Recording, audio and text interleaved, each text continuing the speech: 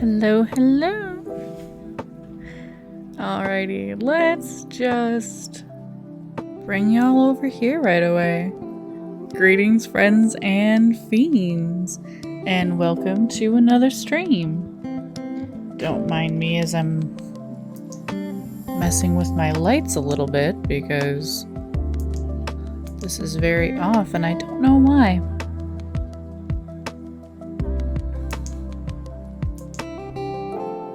Why are you doing this to me, ring lights? I'm not...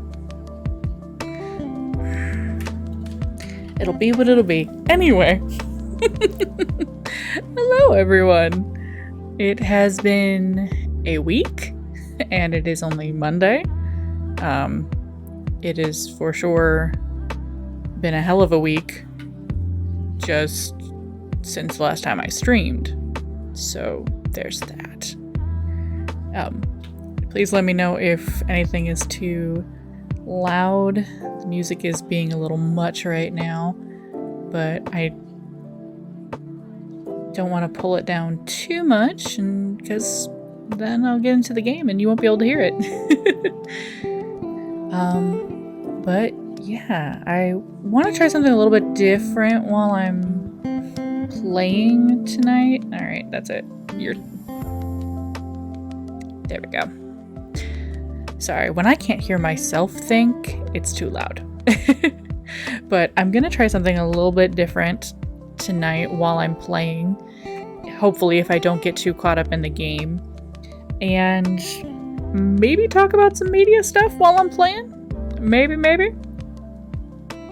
I have some takes about Legend of Vox Machina. I say takes like it's something hardcore, but it's just a personal opinion and observation, really.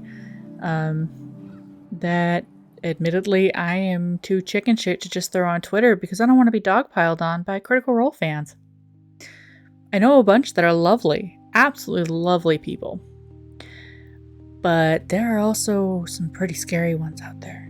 So I've been sitting on this for like 2 weeks since I've watched the end of the first season. And yeah. And I'm also wearing another Zero shirt. Zero Reynolds from his Threadless shop. I love this design. My camera, of course, does not appreciate it. Nor does it really appreciate my very pink eyeshadow, but I should know this by now. It does not like the color red. And it's kind of, I don't know, a little bit of my signature dealio. Well, okay, my hair is a mess right now. So don't pay attention to the hair. So yeah, hopefully everyone has had it feels facetious to say an okay week given the state of the world, but hopefully you are having a good moment and that you can have a fun time while you're hanging out here with me.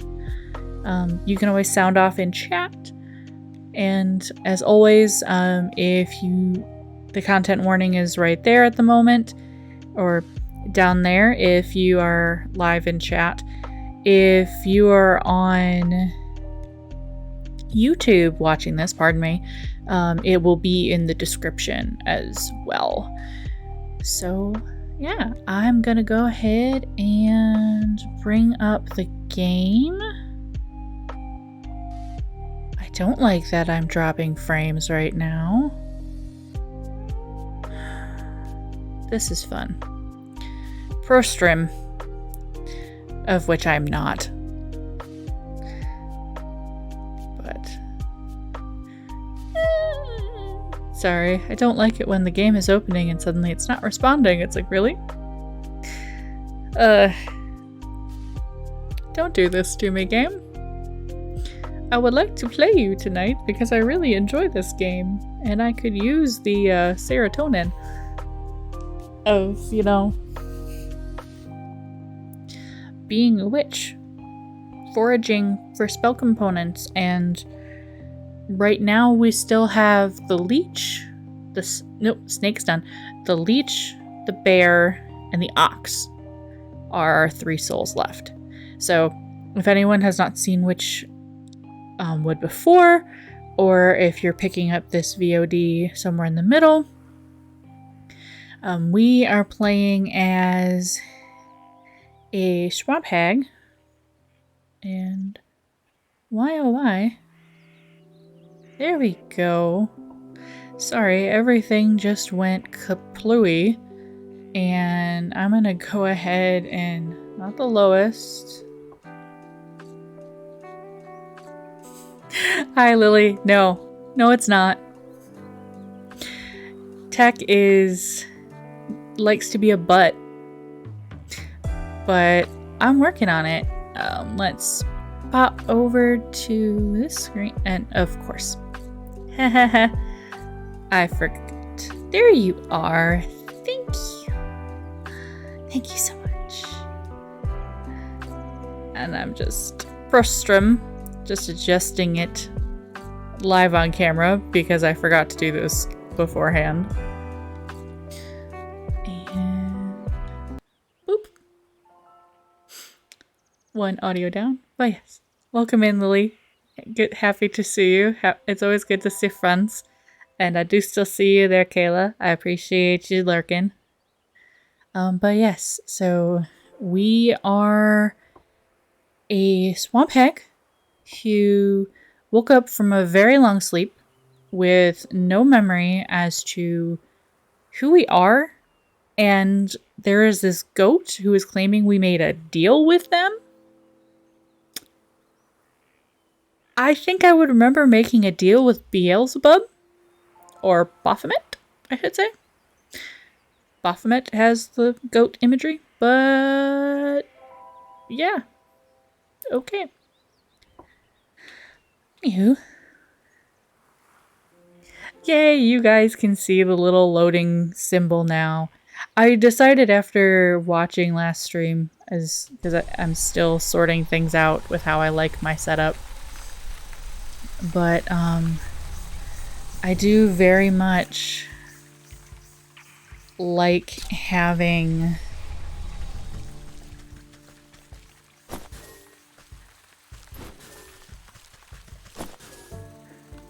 oh, no. Go away.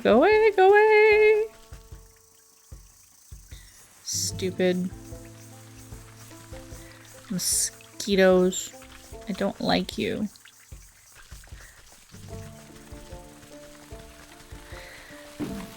Ah!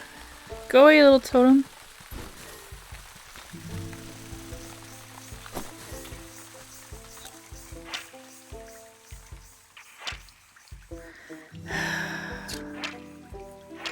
Now this is really annoying because she's already told us to come here.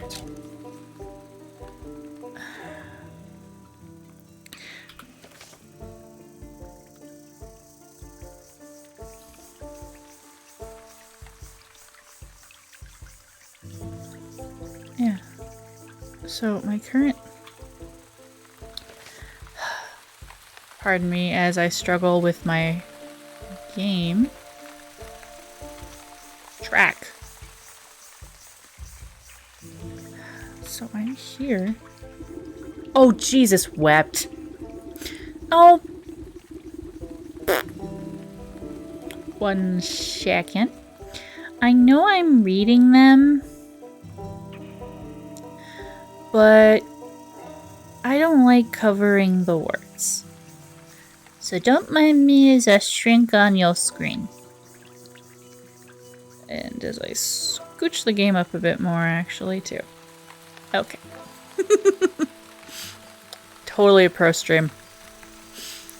And I feel silly that I forgot that I needed to hit F to interact with something instead of trying to see with my witch eyes to know what I needed. Alright. I remember how to play this game, I promise. You brush off a blanket of thick moss and lichen from the ancient magical pattern carved into the earth. The essence of power wakes at your touch, bringing slight warmth to your fingertips. Oops. There we go. 4 black stone obelisks surround the ritual spot. You'll need to scrape off more overgrown decay to read the runic letters engraved on their surfaces. Ooh, I have things that I need to make now. Let's see. Grimoire. A necromantic charm. Oh, wait. I have all the stuff to... I may actually be able to make this. Make a couple wicker works. Yeah, I can make this necromantic charm right away. Magic paste. Oh, right, I still have to go get some moo juice. And... oh! I actually already have everything I need for those. So...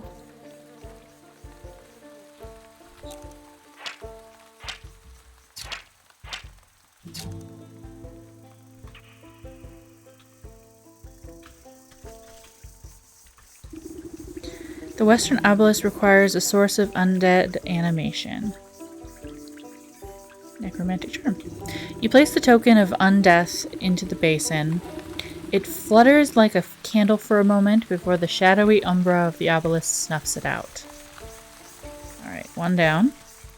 I've also moved where my keyboard is hooked up because sometimes when I'm typing there is a delay, and I figured there may also be a delay in the game. So... and my frame rate has dropped, so hey. Alright. The Northern Obelisk calls for proof of the dead. The afterlife is nothing if not bureaucratic. A death certificate from the leech will fit the bill. Okay, so I have to go back and get a death certificate. The Eastern Obelisk yearns for the tooth of a dragon. You haven't seen any real dragons in years, but who knows what's out in the swamp. Oh, okay. That's why we need the sacrifice. I'll have to make another one. Go pull a tooth from a drake. That'll be fun. Southern Obelisk asks for a collection of bodily fluids. To breathe new life into an unliving vessel. Apothecary humors. You fill the bowl with an offering of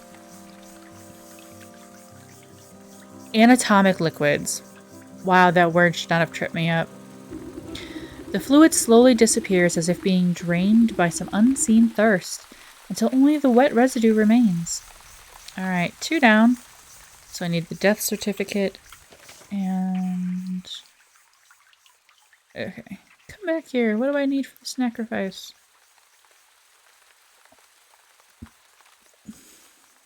Oh. Oh, yeah.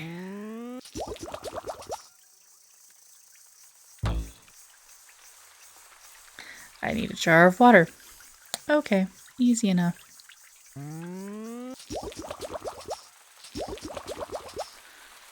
Okay. So, from context clues, I know I need water to make a sporific potion, and I've already got the roast beast. And then... oh, I need to go back to get some more milk.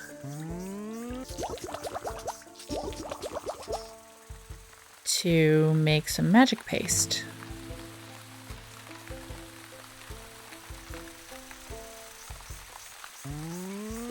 And since I have a feeling these motherfuckers are gonna be hanging out, I'm gonna make a couple more smoke pellets for the journey. Because fuck the mosquitoes in this game. I've died too many. Sorry, I just saw the as the alerts in the game are catching up with all of the things that I've made. So, alright. Speaking of mosquitoes.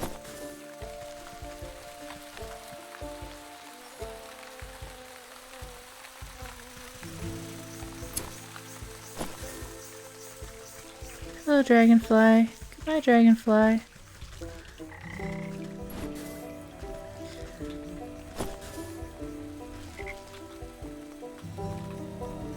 Nope.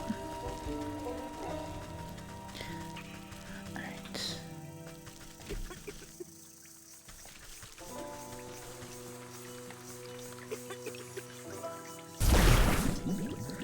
Alright. Jar of water! What?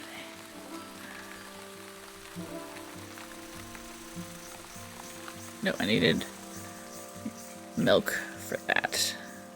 I think I needed, but I needed the water for the sporific potion. Okay. So time to go see a cow about some milk. Okay, so while I'm wandering and collecting supplies, so I did watch the new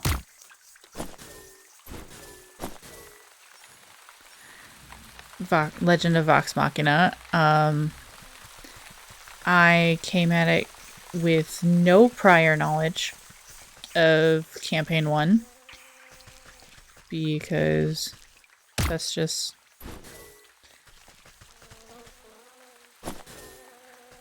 how I roll. No, I just... It came out at a time when I was watching other stuff, basically, and didn't really... Like, I knew of Critical Role, but that's really about it. No, go away, go away, go away. Leave me alone. Leave me alone.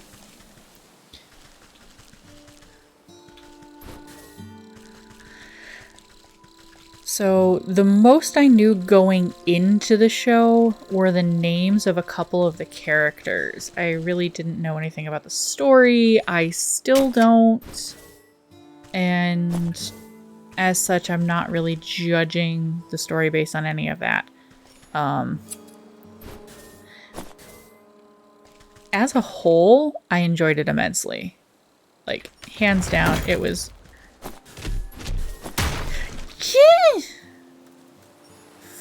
Fucking tree!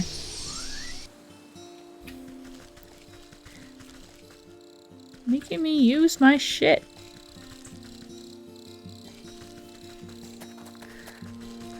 As I need to get... Oh, if I'd thought about it, I could have gone back to the... Oh well. I'll just take the long way around and collect supplies. Because I could have just portaled. Oops. I suppose I technically still could. Nope, stay there, stay there, stay there.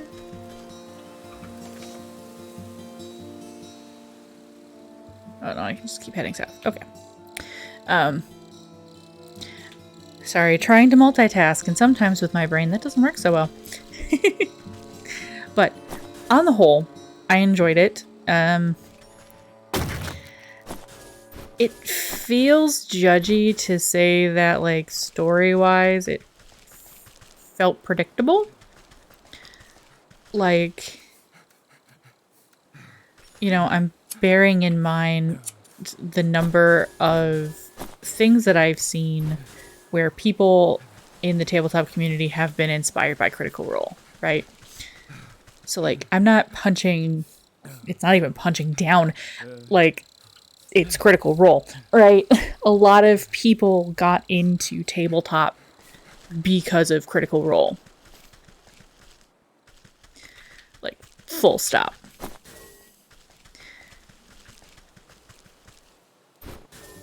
But I don't know. I've tried so hard to get into the new season.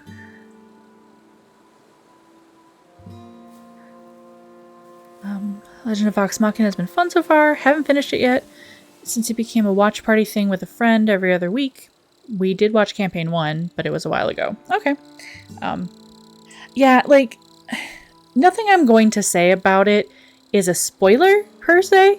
And again, it's more of a criticism from a place of love and support. Because, nope. Sorry, I just noticed something that was irking me, and then I moved the wrong thing. There. You can sit over there on this screen, and I'm just gonna flip-flop things around a mite. But anyway, it's nothing that is a spoiler. Like, the story itself felt a little predictable, but, you know, It... Come on now. I'm a storyteller, you know? There are no original stories. There are only original storytellers, right? So, like, the formula is there.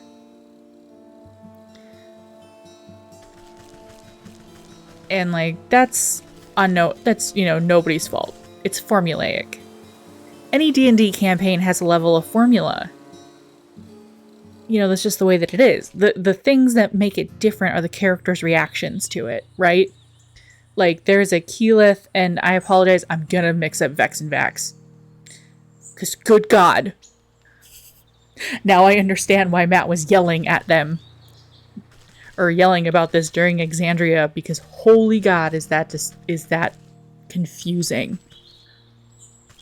But there's a moment with Keyleth, and... no, go away, turkey! Don't kill me, turkey! I just need to get some moo juice. Go away, turkey! Actually, can you tell me how to... Digestive tablets. I don't think I have any of those right now.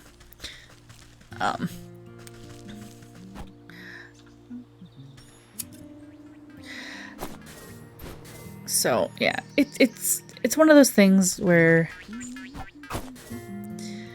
You know, it's a criticism, but, you know, it's not like it's damning, right? I'm not telling anybody, don't watch it. It's like, hell no. It's a great fucking ride. I had a lot of fun with it. There we go. Why are things laggy right now? And by things, I mean like my mouse.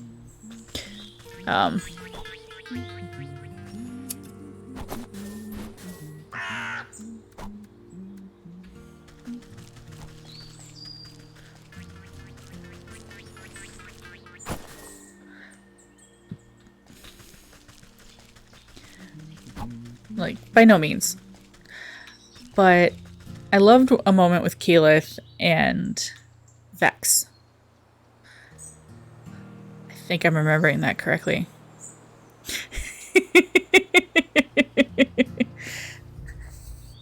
Yeah, I believe he would glare at them a lot. While I've tried getting into... Sorry, non-linear storytelling is what you're gonna get as I try to talk about stuff while I play a game.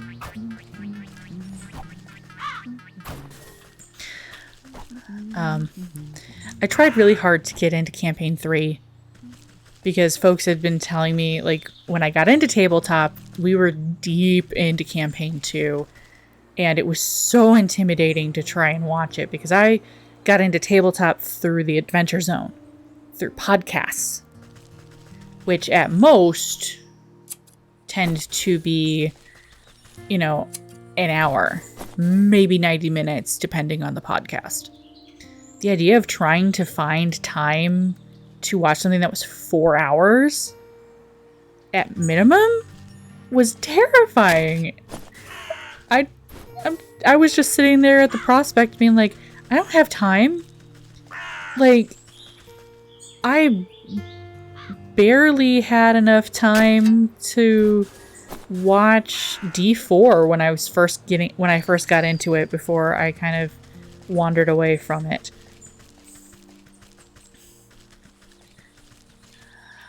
Hello, bandits. Goodbye, bandits.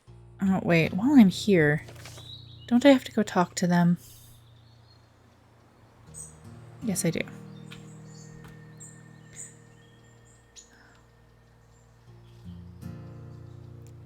Oof, yeah, 100 eps and... See?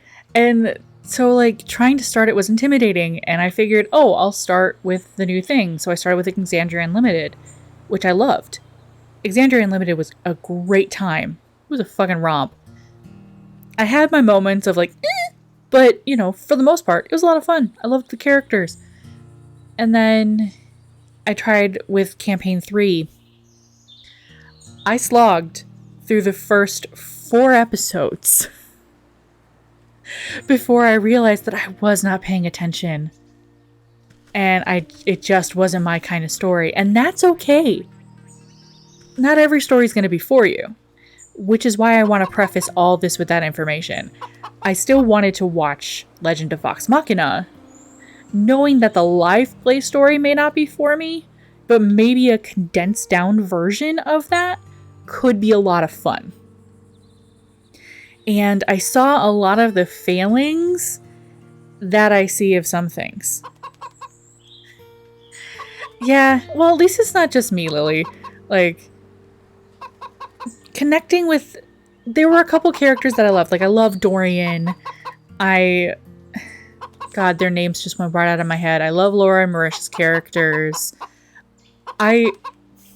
Liam's character, whose name just flew right out of my brain, and I feel terrible for it right now, was my favorite from Exandria Unlimited, even though he was taking a back seat to let the new, the guest players shine. But all that to say is I had a lot of fun watching Legend of Vox Machina. I didn't get all the callbacks, but because I didn't know any of the stuff leading up to it, I saw a lot of flaws in the storytelling. And it made me sad because they spent a lot of time trying to adapt it and they chose the point where they did to start it, which I know from other folks who have watched it is not the start of Campaign 1. I don't know how far it is into Campaign 1, but I know the Briarwood and Whitestone arc is not the start of it. And those are things I've picked up from osmosis. Like, people say these things. And as such... Ow! Oh! I was not expecting that. I have to talk to you. Jerks. Okay, why? Yes, go this way. So, like, in some of it was... I could tell in some of the storytelling, like, one of my biggest problems with it was they did a lot of telling you and not showing you. And I know it's a delicate balance. Like, again, this isn't, like, a hard criticism. This was just something from my experience. And my roommates as well, because she and I were watching it together, neither of us knowing anything, which was terrible because she's looking at me at points like I have the answers when I don't. And I'm like, I don't know anything about this. I cannot tell you to save my life. I'm just mindlessly wandering around until I find a cow. Things I'm saying on my stream. Mindlessly wandering around looking for a cow. Not an invitation for somebody to comment on my weight, and if you do, you will be yeeted. Because this is Twitch or YouTube comments.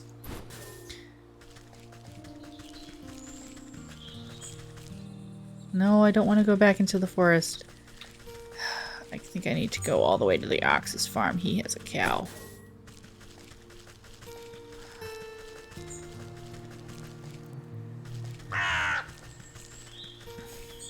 Yeah, I think I started going towards his farm and then lost my way. And then ended up coming all the way back up.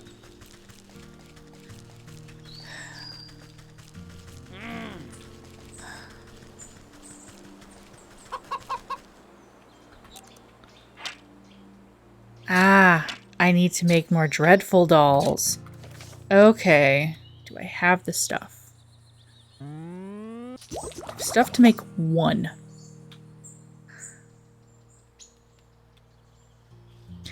Okay. I'll do that when I come back. I want my milk, please. It does a body good, and I need it for witchy reasons.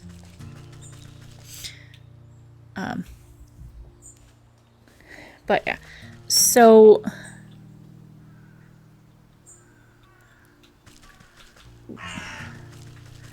because I didn't really know I appreciated how they introduced the characters, and I know it's kind of a damned if they do, damned if they don't situation. in terms of, you know, making a show like Legend of Vox Machina when they have such a large fan base.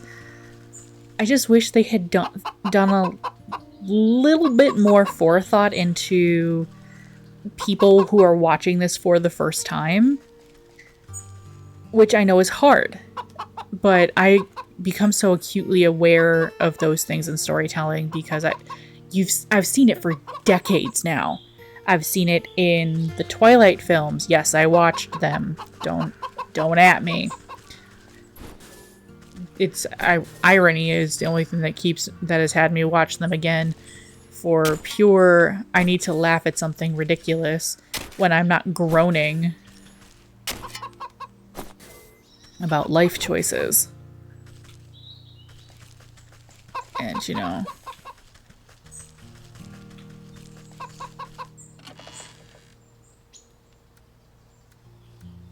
thank you for the jar and the grain. Yes, time I will never get back. And the time from reading the books as well. Ugh. But, I thought he had a cow.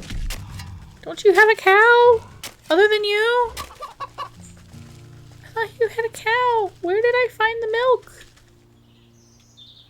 Where did I find milk?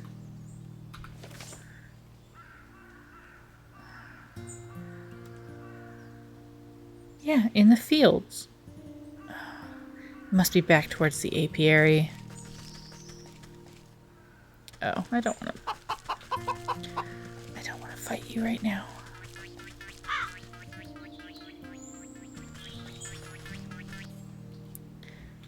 But, and like Harry Potter is also a really good example as well, especially once you hit like that last book.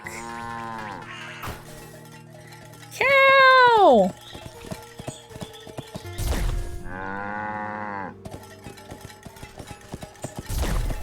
Thank you. All that. When I literally just wandered past it the first time because I was walking down here instead of paying attention. Oi. Okay.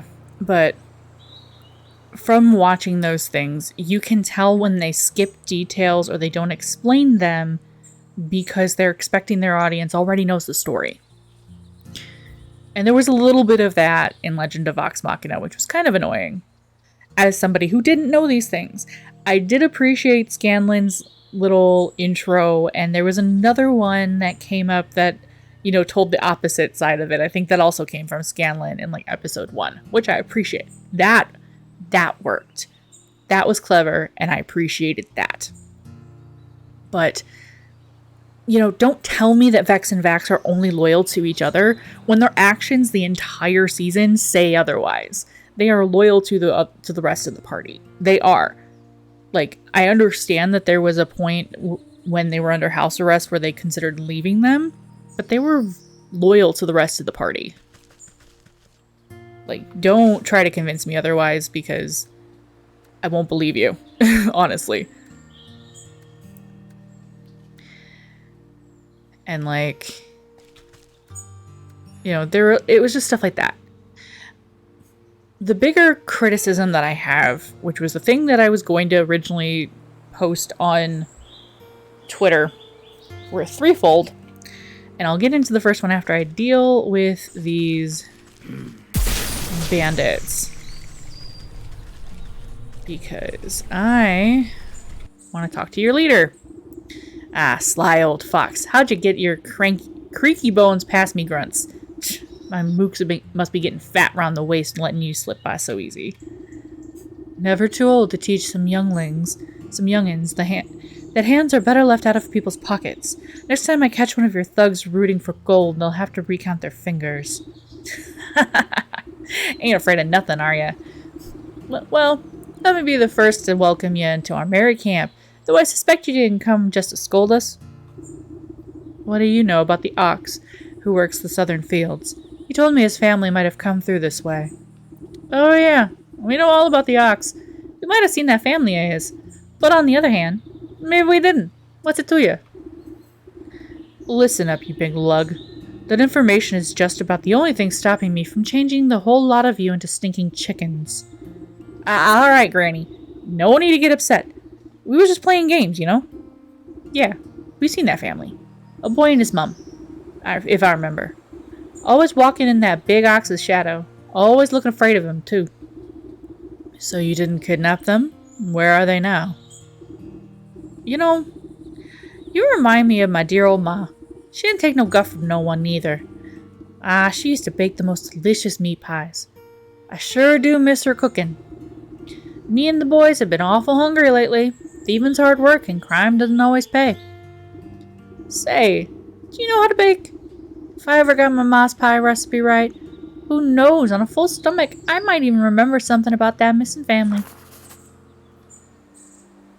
Humble pie. Alright, hang on a second. I bet you I have the ingredients. Dough? I'm gonna have to go back and get more goddamn milk. Hey. Okay. I'm gonna quick make another one of those. So that I have that for my snack. What? Bollocks. Okay. There's a campfire around here. Trowel.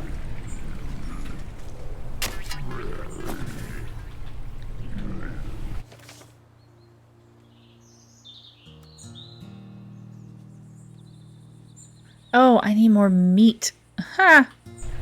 Alright. Alright. Damn it. Oh shit, oh shit. Okay. So. One of the things that just really irked me was, and I don't even think this was intentional, like, I think this was included with the best of intentions for acknowledging, you know, that not every character in the cast is heterosexual. I appreciated the, like, Gilmore, yes please, all the Gilmore. But I appreciated the no. Oh, balls. Hang on, I have to go back and collect my snare. I appreciated the nods that both Scanlan and Vex are bisexual beings. I appreciated that. It was noted and appreciated. However, nope. There we go. Give me my traps back. Okay, now I have to go and kill some squirrels. That'll be fun.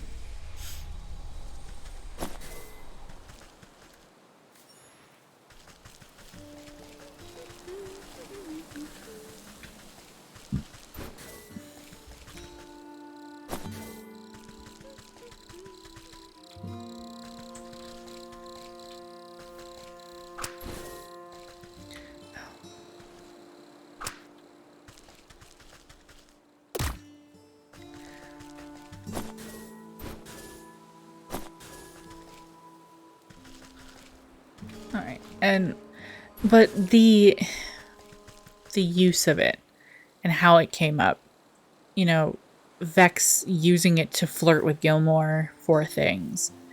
Scanlan, it coming up twice. Not just one time, but twice. For a laugh. Like, it just, And like, ooh, Lakeshore Path. I haven't gotten there yet. Oh, that'll take me over to further the bear stuff. which I'll do a little bit later. I have bandits to appease, and then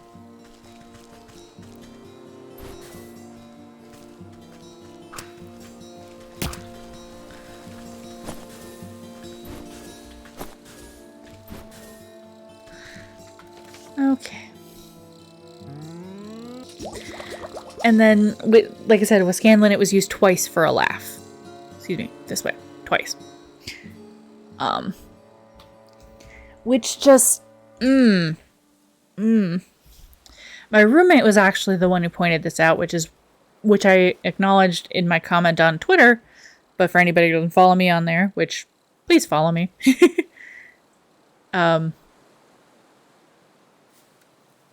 Like, it was just...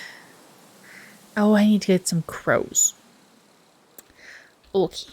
Back to the fields I go. I didn't like the fact, like, okay, the zombie thing was funny. But to do it a second time in the last episode, and the way that they did it, where it was obvious that it was done for a laugh, just... It came off as very tokeny, and it's like, come on now. Bisexual men exist. Come here, crows. Where are you, crows? I'm sorry, crows. But I need your feet, crows.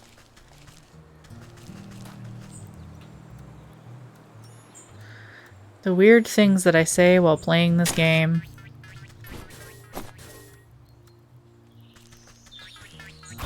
You're mine. Sorry, little sit sprite. I love you. You're adorable. Get in my pack.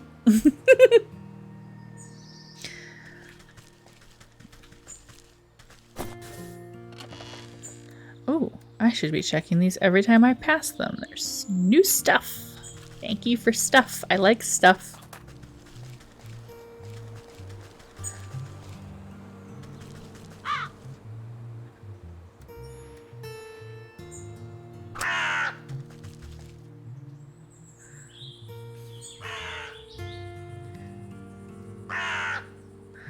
Come on.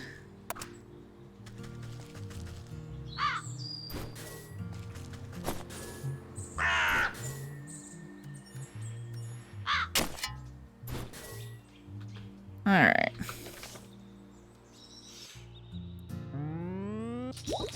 Got your humble pie right here. Ya mook. And I still need some more milk. Which is fine. I can get that back down that way. Mer, mer, mer.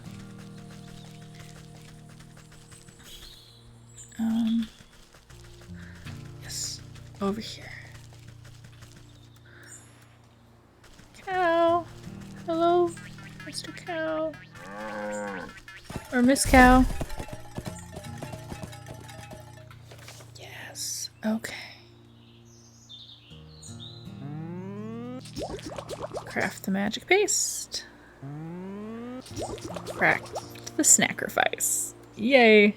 Just singing on down the road. Go get that drake tooth and then do that. But I'm gonna forward this right now because I'm here. So that was just kind of uncomfy. And again, I understand that the game itself, like, sometimes I don't know the orientations of anyone in the cast. I'm gonna say that right now. I appreciate that they are going for representation and what's most likely true to the characters. Even though, you know, the bisexual bard that flirts with anyone and everyone. Ugh. Could we not?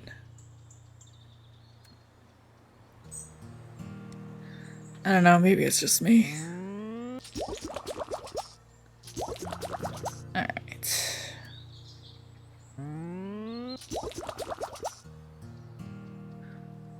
I don't want the sacrifice in my inventory right now. I want the Dreadful Doll. Okay. You know, so again, for better or worse, Vax and Scanlan. See, I was saying Vex and it's Vax. Damn it. That is pretty true to the characters as they were in the campaign. Okay. Oh, that almost makes it like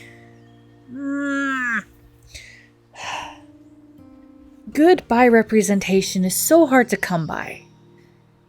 Because to paraphrase my roommate, you get with women, it's either played as, you know, a sexy flirtation thing, or with men, and again, I'm going purely with media here, not as a judgment of real people, and how it's portrayed in a lot of media.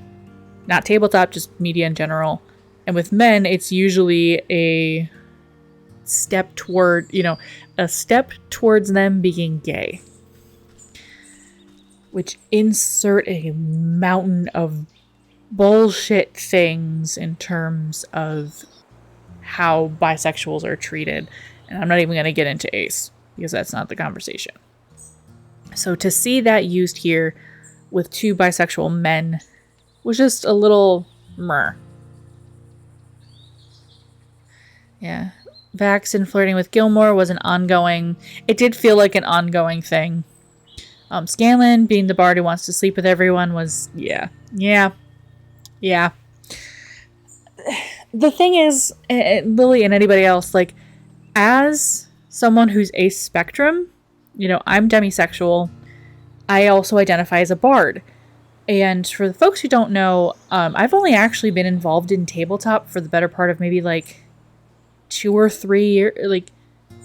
I went to MomoCon in 2019, and I had been involved in that stuff for a year in 2019, because I started our campaign in 2018.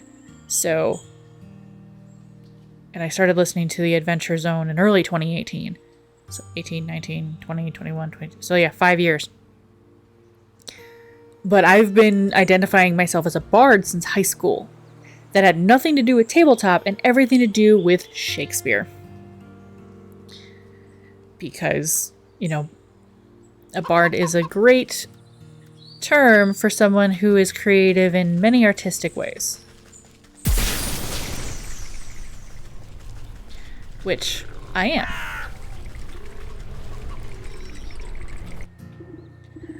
Alright, I already read this, so I'm just going to skip on through. Here's your humble pie.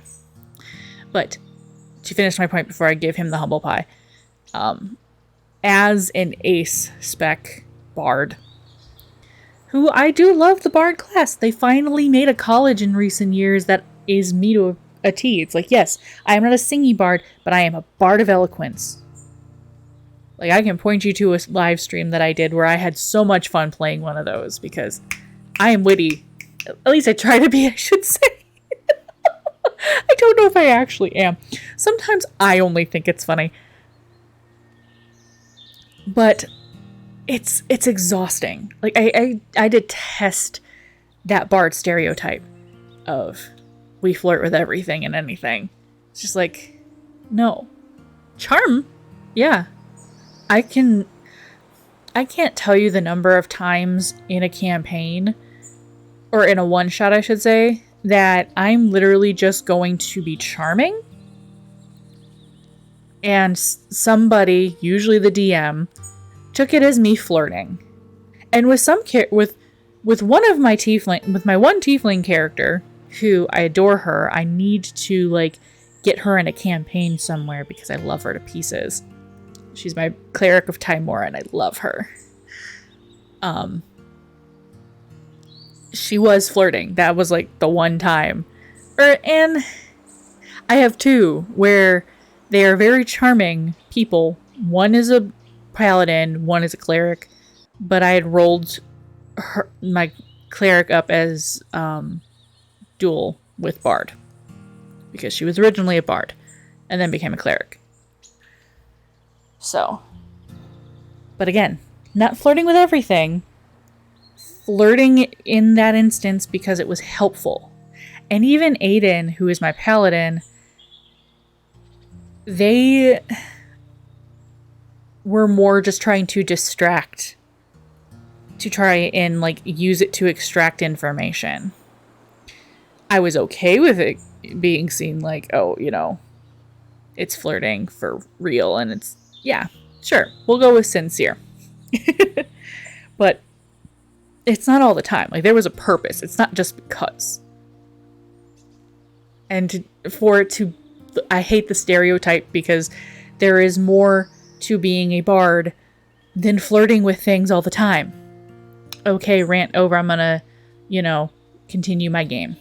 Scanlan does eventually grow up, but it is part of a payoff of a long character arc development. Okay, that does give me some hope. Because Scanlan does have some moments where I enjoy him. There are others, not so much. But, that's just me. It's a thing. And a lot of people have told me that Scanlan is just kind of the embodiment of that kind of bard. And they have their times and their places. And I just kind of mosey on through, Alright. Fee, fi, fo, fum. I want pie in my tum, tum, tum. Come on, then. Have a helping. The bandit plunges his hand into the pie, grabbing a fistful. He barks in delight as wet chunks of pie filling splatter out of his gob. Ah, delicious. Just like how my ma used to make. I apologize for any accents I'm affecting. I'm just reading it, and it's just kind of happening. I'm not actually good at accents. If you can't tell, I am not a voice actor. But I do like trying. But something's different. He picks a small black feather from between his yellow teeth. Is this crow? I figured you could do with a serving of humility. The gargantuan man's lip begins to quiver. Great watery tears well up in his beady eyes. What's the matter, dearie? Are the spices too strong? Nah, it ain't the spices. It's just... He deteriorates into great shuddering sobs that shake the camp. Ma always said I was bad seed. Said I weren't good for nothing but eating and thieving. But all I really wanted to do was dance. Oh, poor Bean. I was gonna make the greatest dance troupe the world ever seen. Had a name of mine Everfin. Pick and leap in pockets. But I ain't been doing nothing but taking. Always taking. Oh, me ma was right. I'm a bad apple. Come on now, dear. Dry those eyes. You're not all that bad. Oh. Ugh. He snorts a dangling glob of snot back into his nose. That pie made him ugly cry, y'all. She made him ugly cry! You really think so? You gently assure him with another helping of pie. Of course not. You're going to tell me all about the Ox's family, aren't you? Oh, right. Well, you see, we've been spying on that ox for years now. Every full moon, he goes out into his fields all by his lonesome. He'd howl at the sky. What was he saying? Oh yeah, he'd yell, "Abraca-corn cob." Abraca-corn cob. I mean, they can't all be abraca-fuck you, so... Then it always sounded like he got into an argument with someone. But there was never anybody else except that creepy old scarecrow of his. Yeah. I need to get better about not, I worry so much about spoilers for folks who may be watching who haven't seen the gameplay before. When I need to just do more of just playing the game and sassing about things. Because that scarecrow is creepy as fuck. like Jeepers Creepers called. They want their scarecrow back.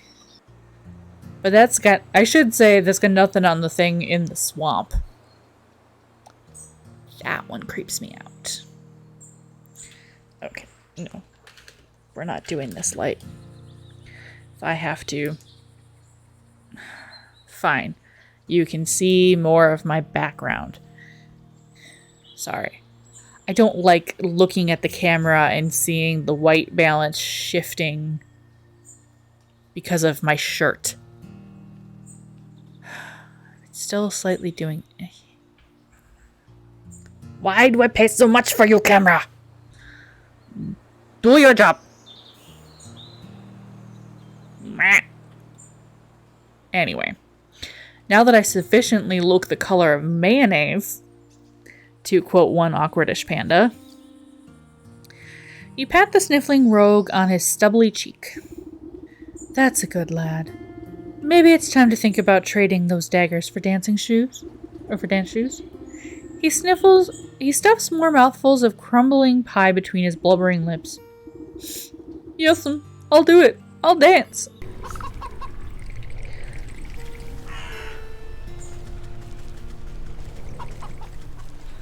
Alright, dear. Well, it is good to know, as I was saying, that Scanlan is part of a larger story. Like, I know people have mentioned with Keyleth as well that she gets a lot of gripe for her story arc, which is not earned. And that's just sad.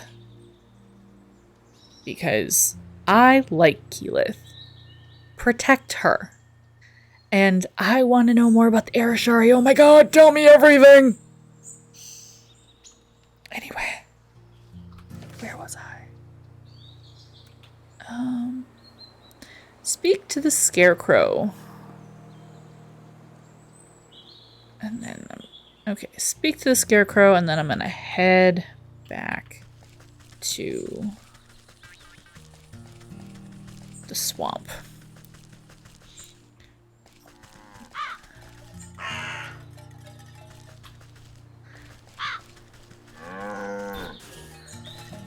Oh, you look so sad, little cow. So, yeah. The bye thing was kind of frustrating. And a lot of the romantic elements, speaking of Keyleth, felt kind of forced. Because again, we're picking up the story partway in. So we don't get a lot of that build up of it. I will say, I was rooting for Vex and Percy. I know they end up together because I've seen pictures. But I thought their dynamic was adorable. I appreciated it. Keyleth and Vax, I saw it. Like, in the beginning, I could see them building up to it from episode 1, right? When they have a little, like, eye contact-y moment, and it's all cute and rom-com-y. But it felt so shoved in there. Like, spoilers for a particular episode, during one of the major fights in Whitestone, when Vex says, I love you to Keyleth, I loved her reaction, because that was the reaction I was having as a viewer, when he was like, you know I'm in love with you, right? And she's like, what? I'm just like, right now? And even I'm just like, right now? Like, I understand you think you might die, and you want to tell her, in case you do. Oh, it's actually moving now. It's actually moving. Oh, fuck me. But, like, it just felt so forced because Vex and Percy seemed to have more chemistry. I liked the littler ways that, you know, their relationship was shown. And the moments where she could be soft. Because, good God, Vexalia, you're hot, and you're a badass, and you're Laura Bailey. And look, I had a lot. Lust. Lust from Full Metal Alchemist is all I'm gonna say. And then she's doing that voice. Because for the longest time, I didn't know Lust was Toru Honda. I don't know if Laura's doing the dub voice in the new Fruits Basket, but in the original Fruits Basket anime, it was Laura Bailey. And the fact that both of those voices came out of the same woman was shocking and...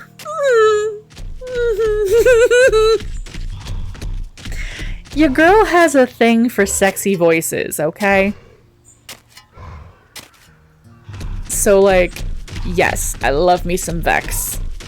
And I love Percy. Percy is probably my favorite character so far, Vox Machina. Hands down. And I loved how that was shown. Ugh, talking to this... Oh, this thing is so creepy! It's so creepy with his gourd head! This eerie... I know how to say this word. Simulacrum. Nope.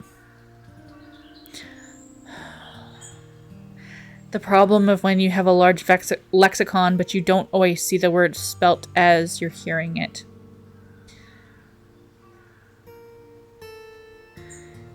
This eerie figure of a human sways in the breeze. Its lumpy face seems to leer down at you as if expecting something. Corncob? The figure creaks against its pole. Its a vegetative head twists to look at you. It takes a wheezing breath, expelling a moth from its mouth hole. Hello, yes. You have come to strike a deal with the great and magnanimous Harvest Master?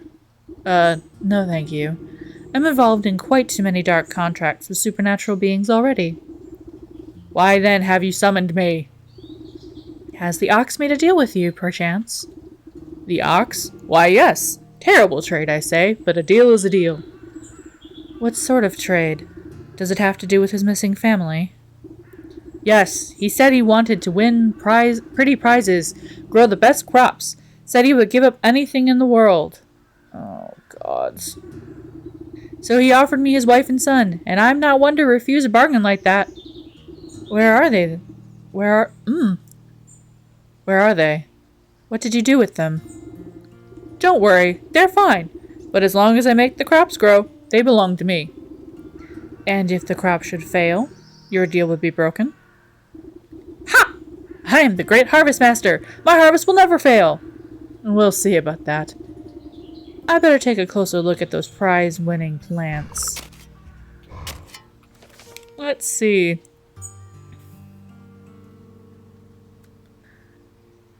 Inspect the crops. A withering can. How? These stalks don't look so sturdy to me. A good herbicide ought to shrivel these right up. That'll teach the oxen a lesson about proper agricultural practices. I'll need a sturdy vessel to hold the poison, though. Maybe I can convince the vegetal fellow to give up that nice big watering can of his. Alright. You're not gonna show it to me, game? Fine. Alright. Oops.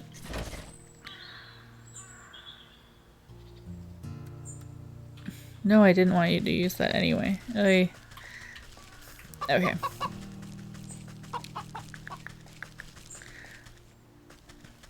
So yeah, it's not that I have anything against Vax and Keyleth. The opposite, actually. I think they're fucking adorable. But I do agree, and again, this came up with the conversation with my roommate. We had this after the 3rd episode drop. And I agreed with her that the, confession and the romance just felt really forced. making a deal with a being like that. Phrases like anything in the world should probably not be uttered. Absolutely, Lily. If I have learned anything, avoid phrases like I wish. And don't tell omnipotent beings that you'll do anything. That's just a bad way to make a pact, sir. Well, hello again. Find out anything about that ox up there? Find out anything about what that ox is up to? Suddenly, he's become French when I was going for German the first time. This is what I mean when I say I don't do accents. I'm just reading it, and it makes me cringe a little bit inside. As a matter of fact, I have. It seems he traded his family to that turnip wizard or field genie or some other such nonsense. Ah, you must mean the harvest master. That explains a lot, actually. Bad business to get mixed up with that sort of fellow. The farmer nervously wipes his brow with the back of his leafy hand. Not that I would know anything about that myself. Listen, I don't have time to exchange farm gossip. I need to borrow your watering can over there. Ah, I'd be happy to lend it to you, but unfortunately, I still need to grow my prized winning vegetables. You glance down at the fat head of Cabbage bobbing gently against a blanket of big, swaddling leaves. You think you may have heard a faint giggling coming from deep within the fronds. Seems plenty big enough to me. Ach, just you wait. My little baby is growing up to be a big baby. It's going to be the belle of the ball at this year's festival. But if it were to, say, grow a little bit faster, I suppose I wouldn't need my watering can anymore. You swear the farmer winks at you, despite not being equipped with any eyes. Does nobody here grow produce in an honest way? Let me take a look at the little tyke. You look down at the fattest little cabbage you've ever seen. But if it gets your hands on that watering can, it could stand to be a little fatter. Turkey gizzard stone. Oh, I have that. I need the other two. Crushed into fine powder, a gizzard stone lends potent nutrients to the soil. You look down at the fattest little cabbage you've ever seen. Alright, so I need growth potion and 2 jars of water. Growth potion.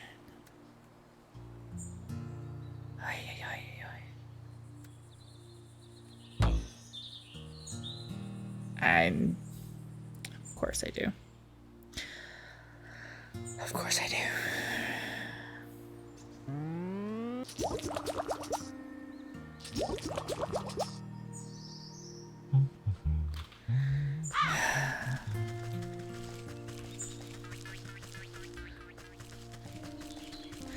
Okay. So, yeah.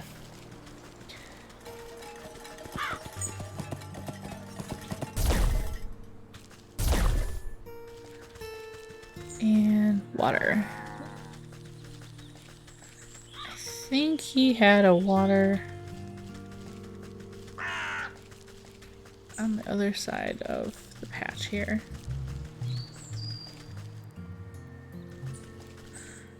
Maybe not.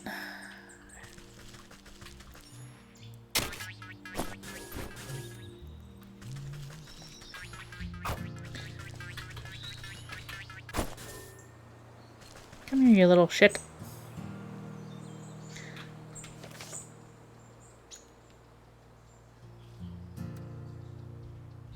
Alright, I need more slime. I have plenty of the other things.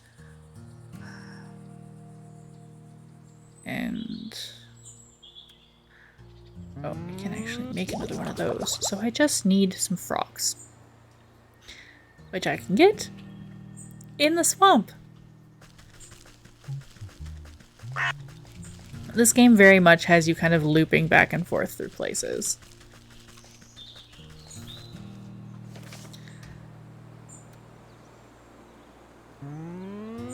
A good measure, because I think I need more than one thing of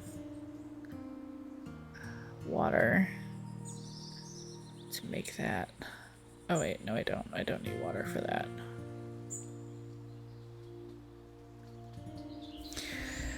Yeah.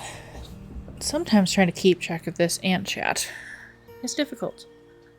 But yeah. And kind of along, like, again, I ship it. I see it. It just felt forced because I didn't get all of the backstory stuff. I didn't feel as a viewer like the I love you was earned. But I put a different value on using the term love. I wholesale admit that I have a different kind of view of that. All right. Let's go get that fang. Now, if I remember correctly,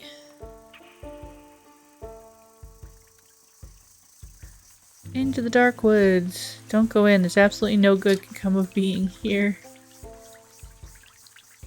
Corpses. Ah, and then it's up there. Okay. Okie dokie.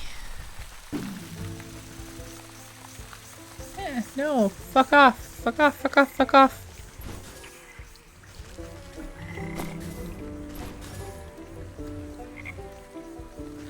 Come here, frogs. Come here, you hop toads. I need your goop. Give me all your goop.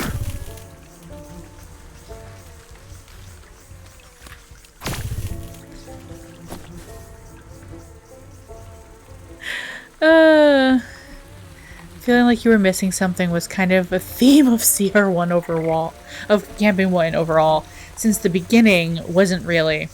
It started as their home, right, I knew it started as their home Pathfinder game, and that had been going for a bit before being converted to a 5e and streamed. Okay.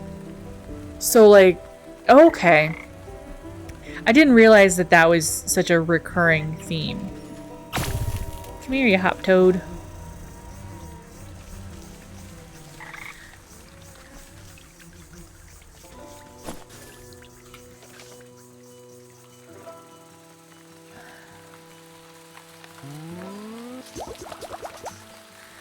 Alright, Apothecary Humors. And hey, the growth potion is now done.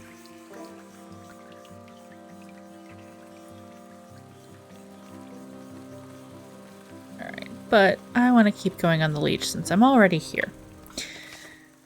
But that is good to know that that's kind of a thing. I'll have to share that because my roommate and I were discussing it. We're both writers.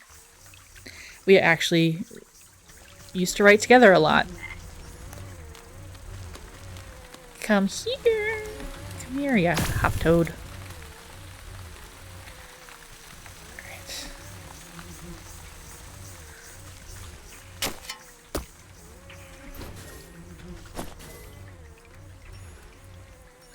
Alright, I know he's over here.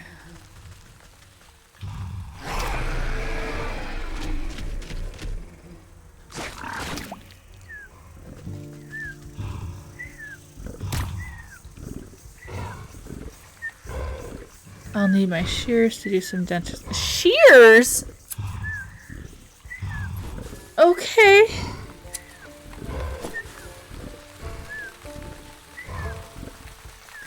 Shears. Ow. Ow. And ow.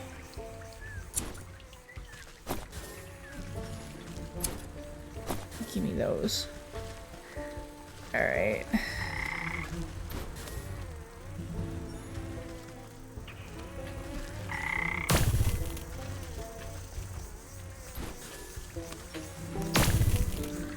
Oh, I know. Since I know I'm gonna need more skeeter snoots at some point, because I'll probably need to make more sewing kits, because I know those are handy.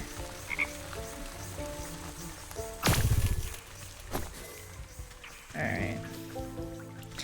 But, so, that is good, but that is good to know that that's kind of a recurring theme. Like, I know they had been playing the game for a while, and, you know, that's kind of why I was giving them a bit of leeway with some of that stuff too. Alright, which one of you needed the fang? Oh, that needs the death certificate. That one needs the fang. Okay. But the one other thing, and this was...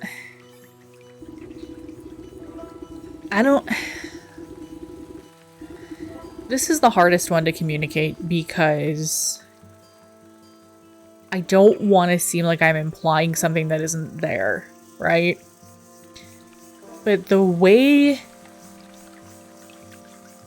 Vex's reaction to Vax's feelings for Keyleth. Wow. The captions are trying something hard. They didn't say Becky or Keyleth.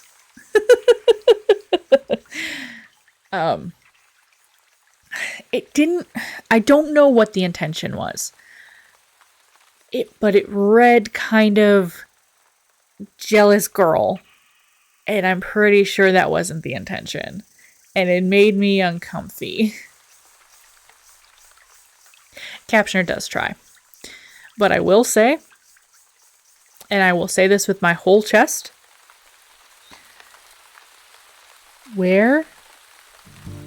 give me Vex and Keyleth, you cowards. And then Vax and Percy. I'm just saying. They had such fucking chemistry. Alright. Now to focus on my game, since I've gotten all that out a little bit. You drop the sharp reptilian fang into the stone basin with a heavy clunk. It spins like a top, emitting a high-pitched whine before shattering into a fine white dust. Okay, so all I need is that death certificate. And the sick house is back that way, so it's not far. Okay. But I am going to... Actually, since this is like Stardew, I can move them around. Nope. Down, up, down, up. Boy. Hey.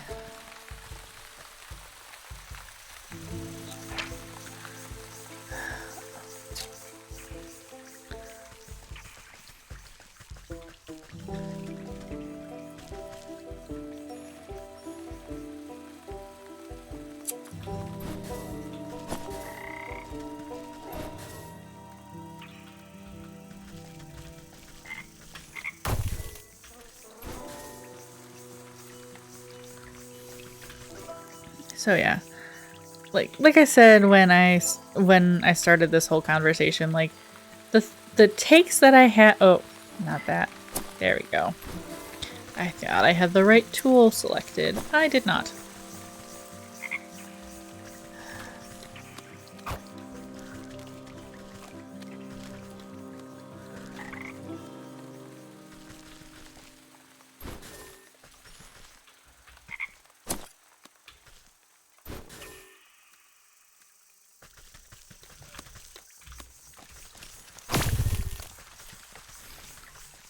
Like, none of my takes, you know, like I said, are hot or spicy. They're just mine.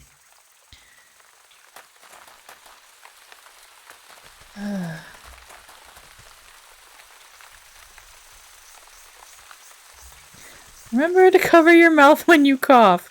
Oh, good advice, even for now. I don't want to talk to you again, but I have to. Content warning for leeches. The shadowy doctor prowls amongst the cots, eyeing the weakest patients with a dark hunger. She snaps a quivering tentacle at you as you approach. Not a step closer. Who knows what sort of disgusting maladies you might be carrying. Yes, I'm a pox-ridden wretch. I know. But I need a death certificate from you. Specifically, the short bearded man we spoke about. His wife is in no condition to roll her chair through the swamps. She asked me to collect it for her. I don't simply give out death certificates to anyone claiming to be someone's aunt, grandmother, or friend. It's a legitimate operation. She turns her back to you and rummages through a nearby medical closet. Now, where is that serum got to? Don't tell me we're already out. Ooh. I have been playing for 90 minutes and have not had any of my water. No wonder my throat is dry. Excuse me while I hydrate.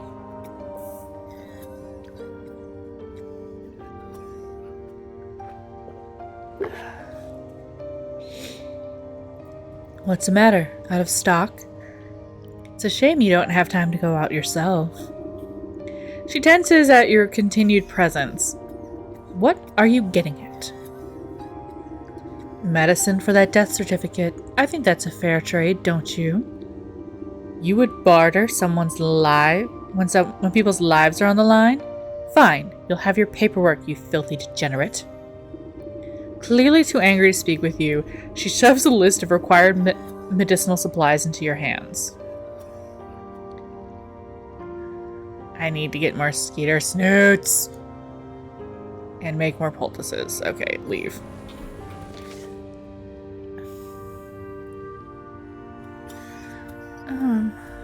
Where? Oh, where?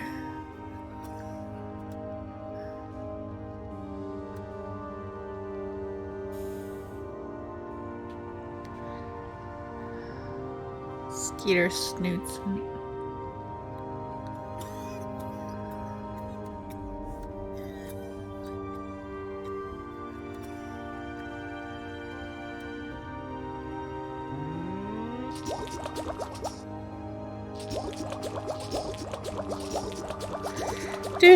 I'm just gonna make a bunch of these because I want them for me. And now I'm gonna have to go get more herb, but that's okay. I'll go wander through the forest for it.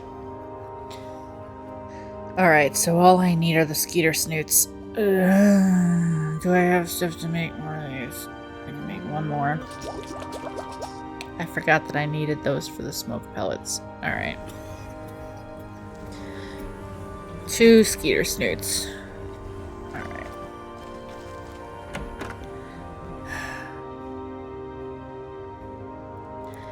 Do.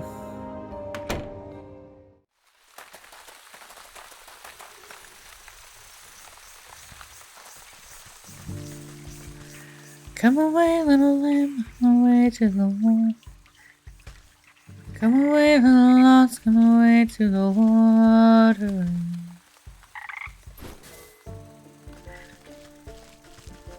To the night that is only for you.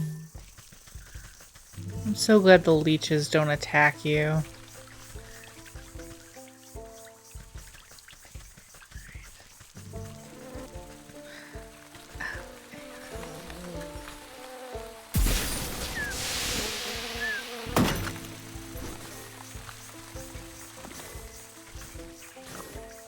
One.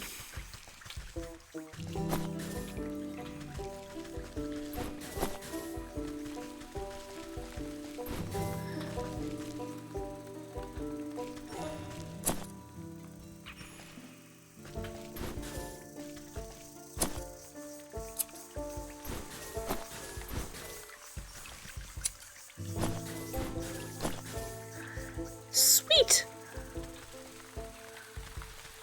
I must have killed one earlier and forgotten it.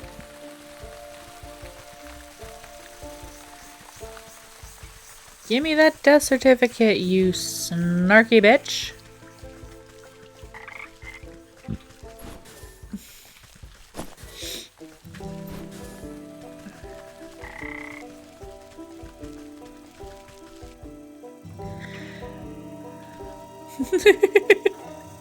I don't even know what it thought I said when I said snarky bitch. Alright. Let's go, leech. Ooh, maybe I can collect the leech soul tonight.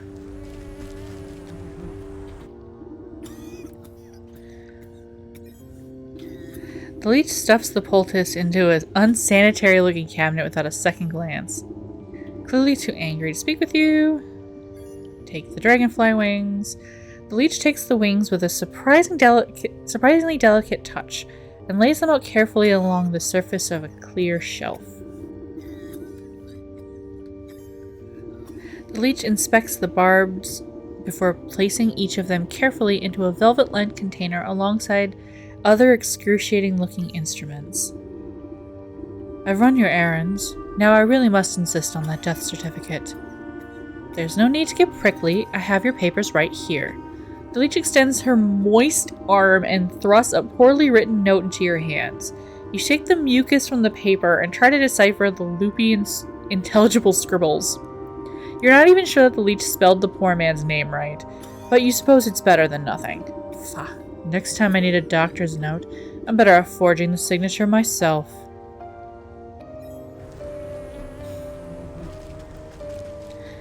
And now back to the obelisk I go.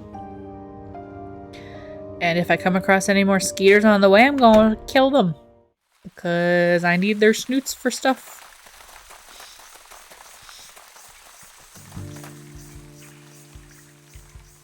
Do, do, do, do, do.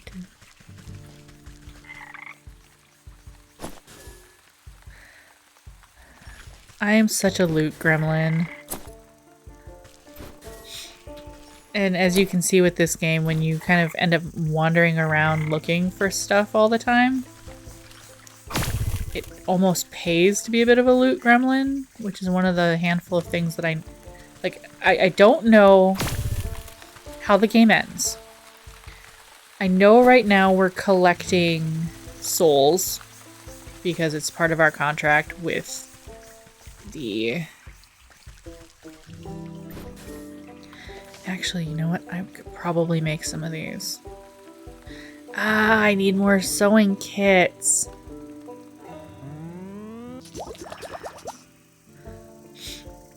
But I can get you out of my damn way.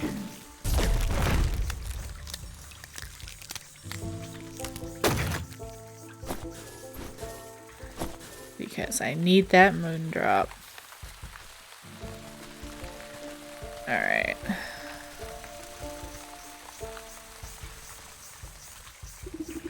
The Northern Obelisk calls for proof of the dead. The afterlife is nothing, if not bureaucratic. The humid swamp air has made the paper of the death certificate soft and damp. Ugh, wasn't it already from the goop? Ugh. As you drop it into the bowl, it decomposes before your eyes until nothing is left. With the final offering accepted, the obelisks surrounding the circle begin to hum. You can hear a strange melody playing through their discordant tones. The carvings on the ground burn with renewed energy, driving away the overgrowth. You quickly step away as you feel a vacuous force pull at the circle's center. I suppose that's done the trick. Let's see what the writing has to say for itself now. You rotate your head to read the glowing letters at the edge of the circle. Place the vessel of the deceased, yada yada. Recite the invocation of necrodermis, blah blah. Apply the canopic ointment. Right. Seems straightforward enough. All I need to do now is go fetch the body of the poor fool husband. He should be here in the swamp somewhere.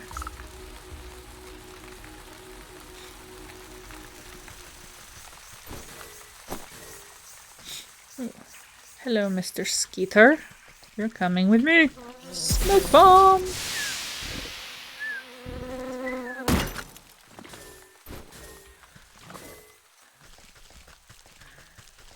Alright. Oh, wrong way. Hello, dragonflies.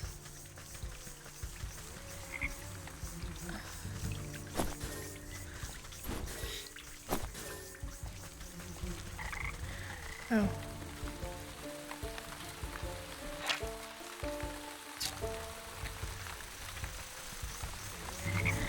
As you can't tell, this is one of the story arcs that I have seen played out on stream. This must be where the nurse has been dumping the surplus of corpses. I'll need to take a closer look at each one to find the right fellow.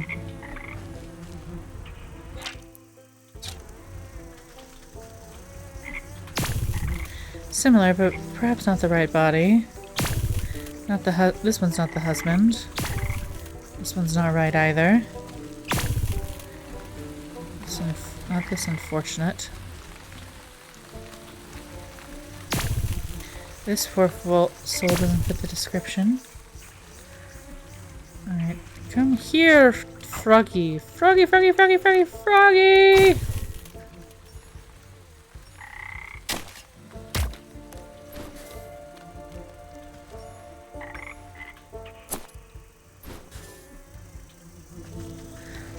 Come here, you hop toad.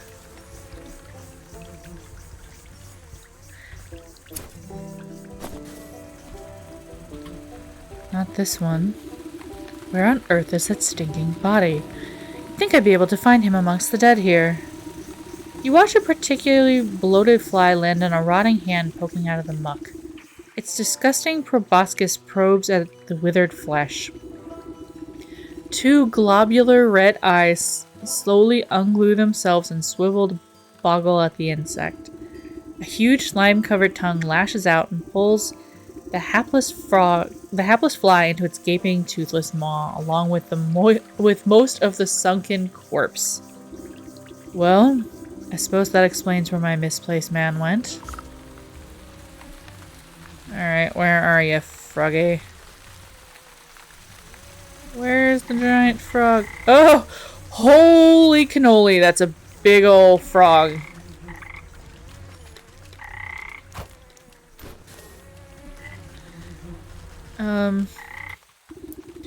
Croak. Can it be? A lovely morsel wandered its way into my palace. You call this filthy bog a palace? He throws his head back, shaking the swamp with burbling laughter. Smaller frogs and newts scurry out of the way to avoid being crushed by his enormous bulk. Ugh.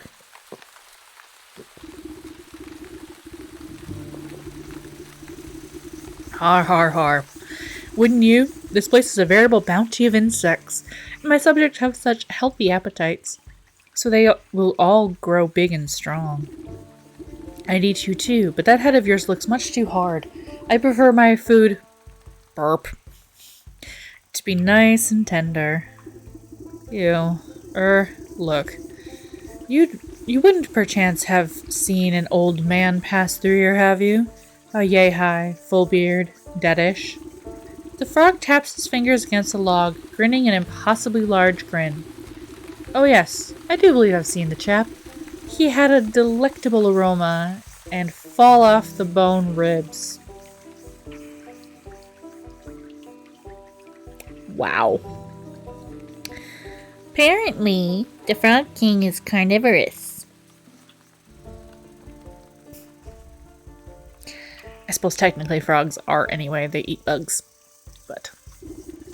But I'm sorry to say that once something goes down the hatch, it never sees the light of day again. We'll see about that. I'm sure I can come up with some just desserts for you. Frog rolls his eyes around and around, as if daring you to try something. Ha ha ha ha ha. One moment. Alright, I'm gonna need to get more of that to make more of these in the future, I'm sure. For now. Here. You wrap a juicy-looking grub around the medicinal tablets and offer it to the Frog King. Your Majesty, I really must find the whereabouts of that gentleman. Perhaps this small tribute will persuade you to loosen your tongue. The frog gulps down the tantalizing meal without a thought. A lot of people just taking food from witches in this game. A delectable gift. Thank you, my pretty. Now, I already told you where... His nostrils flare for a moment. Then he sneezes, sending specks of wet mucus flying. The frog's throat suddenly expands, filling with gas. The belch that erupts from its lips resonates so loudly the entire swamp ceases its buzzing.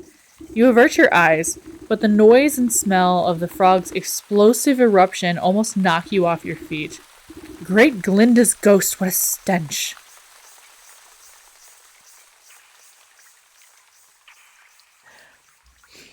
I need to give that a proper read. Because that line. Great Glinda's ghost, what a stench. The frog wobbles on its legs, looking through thoroughly emptied. He teeters before rolling his huge body back into the swamp with a thunderous splash. You spot the slippery body of the husband floating in the bog water. Luckily, he seems to be missing some bits and pieces, so he should fold up quite nicely. Oh.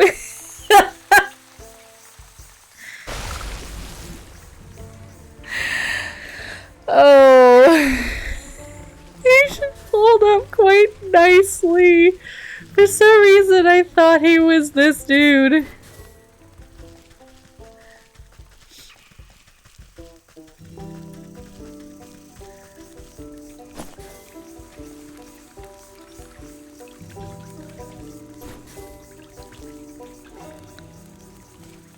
Alright. The circle of power is ready and waiting for its necromantic purpose. With considerable effort, you unfold the husband's decaying body from your satchel and slap it down into the middle of the circle. Invisible shackles wrap around the corpse's limbs and pull it spread eagle against the ground. Strange mist rises from the obelisk, casting everything in a sickening green light. Slowly but surely, the corpse begins to levitate off the ground. It rotates to face each obelisk one by one. Oh, get on with it. I haven't got all day. You give the rotting head a good kick as it passes you by. With a gasp of stale air, the body drops to the ground. Suddenly, it bolts upright. Good.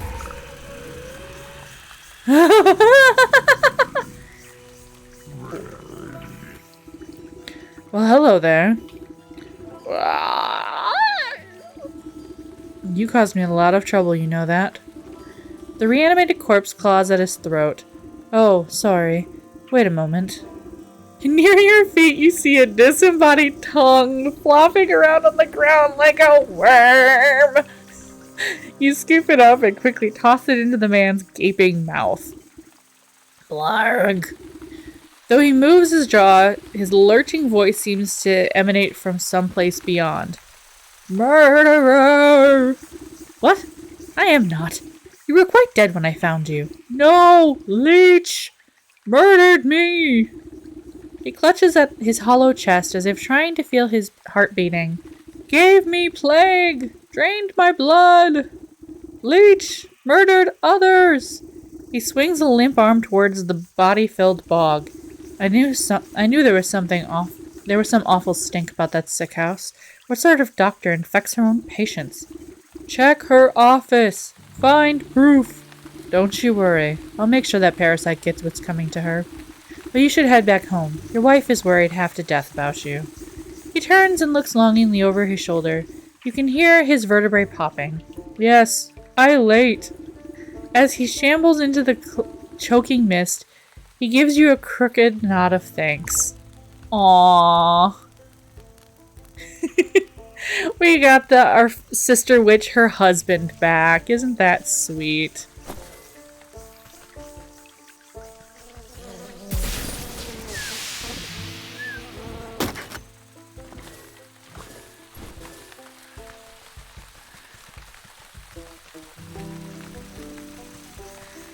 Wait, come back. Darn it. Fine. Figure out how to get dragonflies later.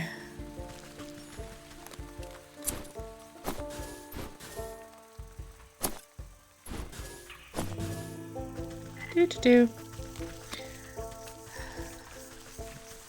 Back to the sick house we go. To investigate the office of one leech. Maybe I'll already have all the stuff for this.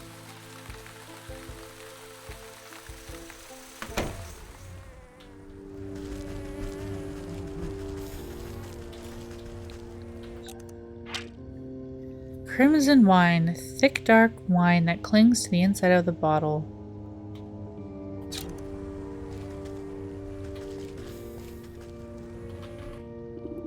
While the leech is busy with her patients, you rifle through the contents of the various cabinets in her office. Mostly dried herbs and potions, nothing out of the ordinary. That is until you notice a suspicious-looking bookcase set against the wall. The books all fake, just chopped down spines glued to a solid plank. Your fingers race along medical titles and quickly find a loose volume. With a click of a switch, the whole bookcase swings open to reveal a secret compartment. Your heart jumps at the sight. Racks upon racks of bottled blood are arranged like fine wines. Each vessel meticulously catalogs the name, description, and age of its source. Looks like that thirsty slug's been sapping the living for years. On a nearby table, you spy a decanter half filled with ruby red liquid. You wonder whose blood it contains. A dash of salt would remind that slimy worm that there are worse things out there than bloodsuckers. Salt the leech's wine. Wait, I think I have everything for that. I do.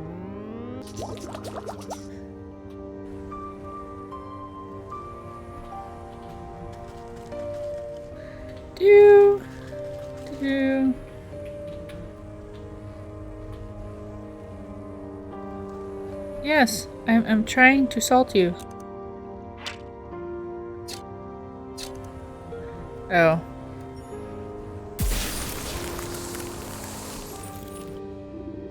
You sprinkle a generous amount of embalming salts collected from the graves of the leech's victims into the decanter. As the salt dissolves into the bloody cocktail, you hear the telltale squelch of the good doctor's approach. What are you doing? Can't you see this is my private office? I already helped you enough, so there's no reason you ought to be here.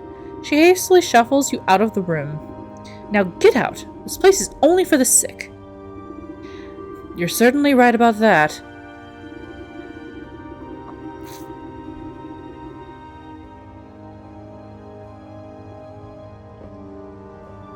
There you go, web captioner.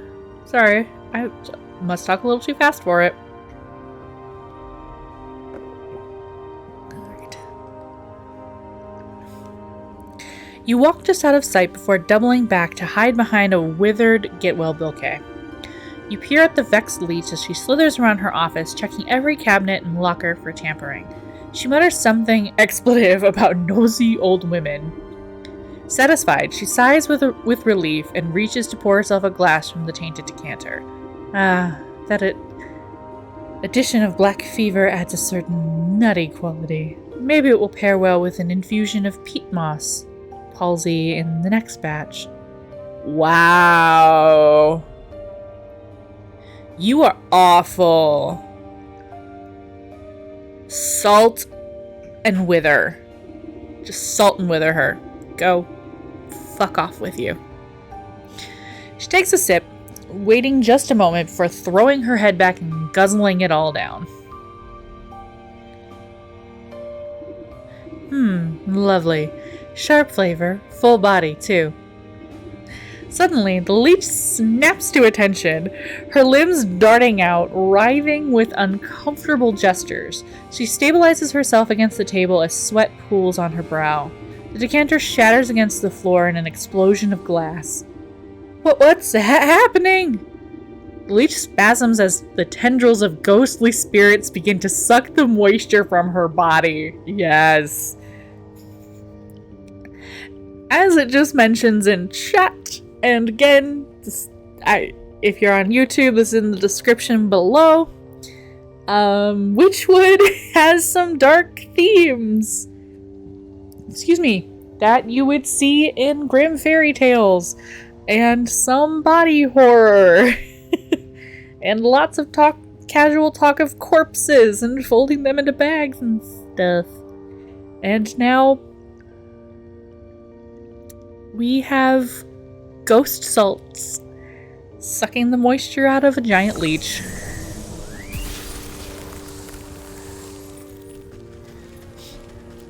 Why, thank you. Achievement unlocked, the leech. You inspect the mummified worm, pressing it between your fingers lightly. Drained by the very spirit she was supposed to be healing. In your fingertips, you take out you make out the faintest of heartbeats, the soul of the leech.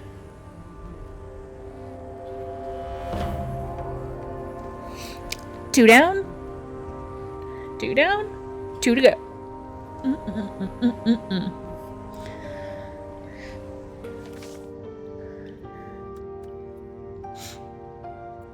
Yeah, I haven't done shit with the bear. And so I did the growth thing, I think. Yes, I did. So I can head back over there. 2 down, 2 to go. 2 down, 2 to go. Heck yeah. I don't believe it. This was happening right under my nose. The whole time. Yeah.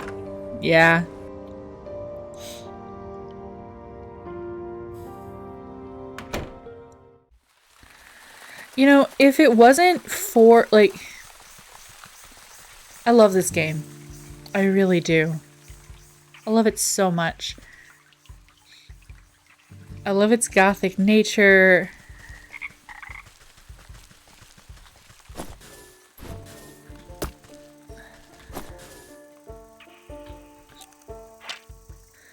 Ah, spirit salts.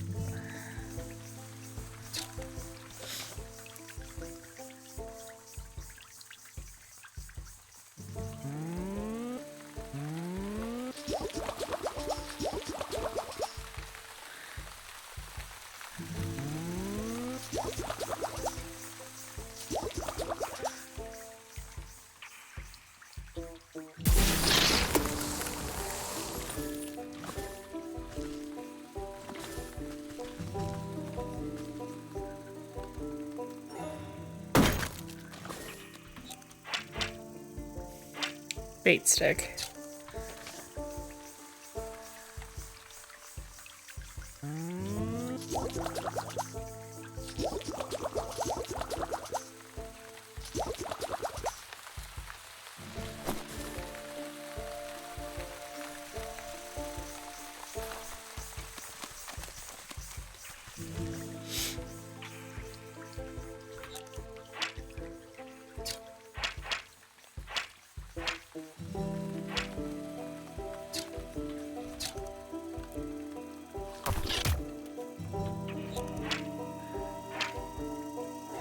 Oh, the dragonfly. Come on, dragonfly.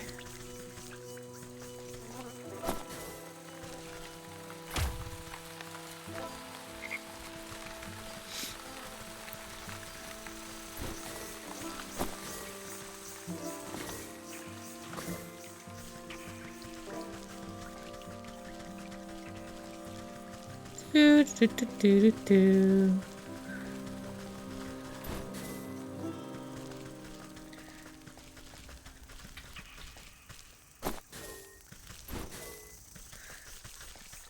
Oh no.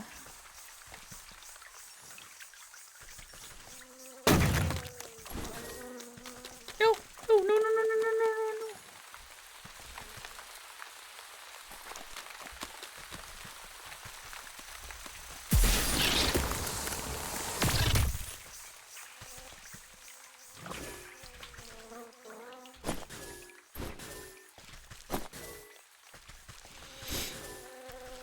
No.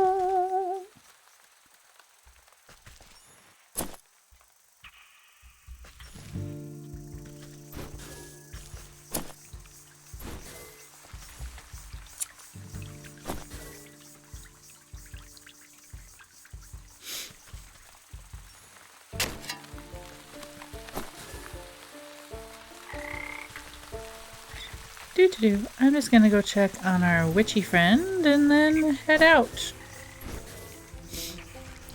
And head back to the vegetable farm.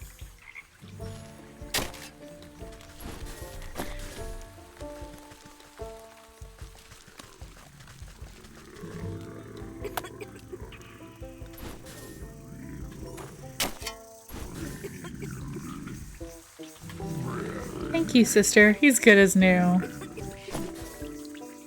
Love wife. Aww. Oh, aren't they sweet? Okay.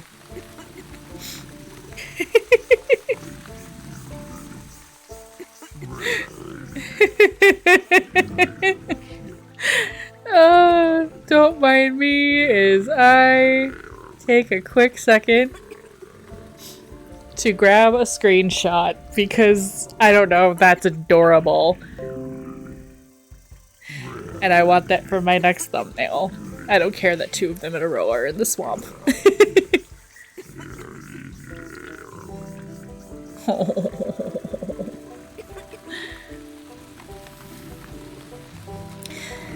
This game just kind of proves that I have a little bit of a sick and twisted sense of humor, doesn't it? I'm sitting here laughing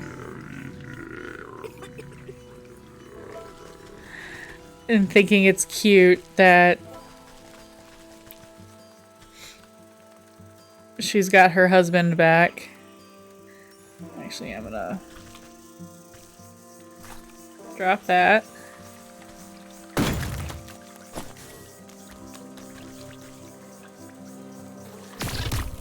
Oh, for a second I was like, wait, am I gonna get a twofer? Am I gonna get the dragonfly and the newt? Nope. Just one, that's okay.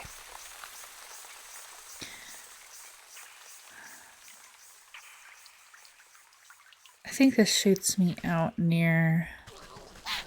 No, fuck off! Fuck off, fuck off, fuck off, fuck off! Wait, nope. I want to take this walk because then I get more of my herb. No! No, no, no! Ha! You missed me! You missed me, you fucker!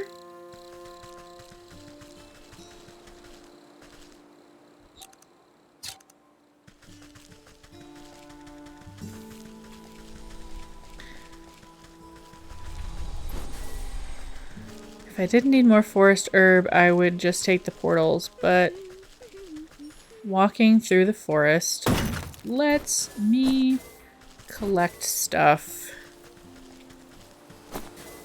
that I need.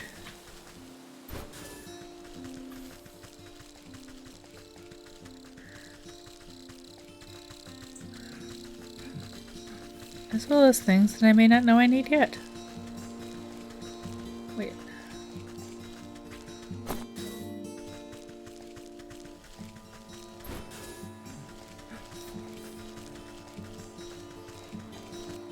And back to the fields we go.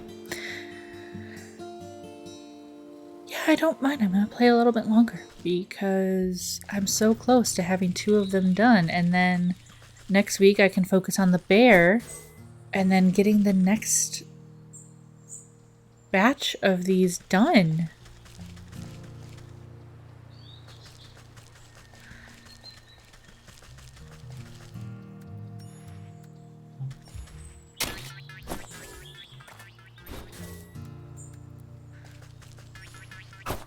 Come here, you.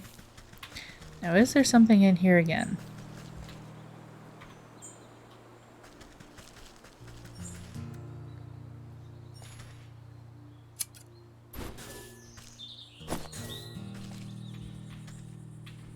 Nope.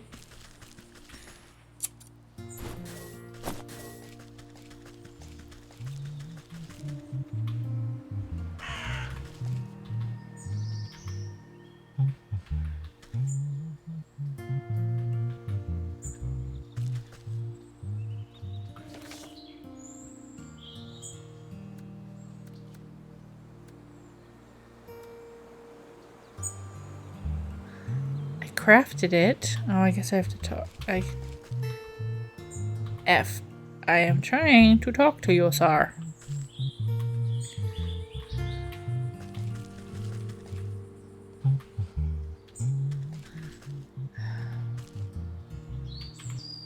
I talked to the cabbage. You look down at the fattest little cabbage you've ever did see. Oh, I didn't get the 2 jars of water. Okay, hang on. Let me go do that quick. I know.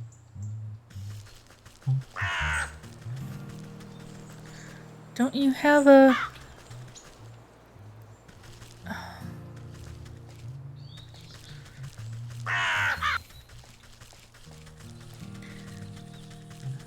Is it down over here by the cow?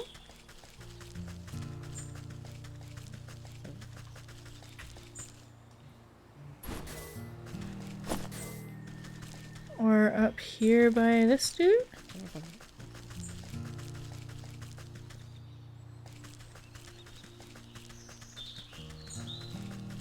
Apparently I should have gone down in the well while I was over there. Hello there, sir.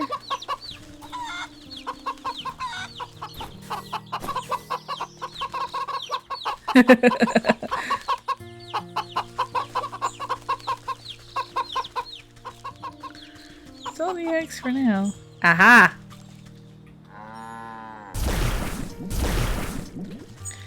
There we go. Water.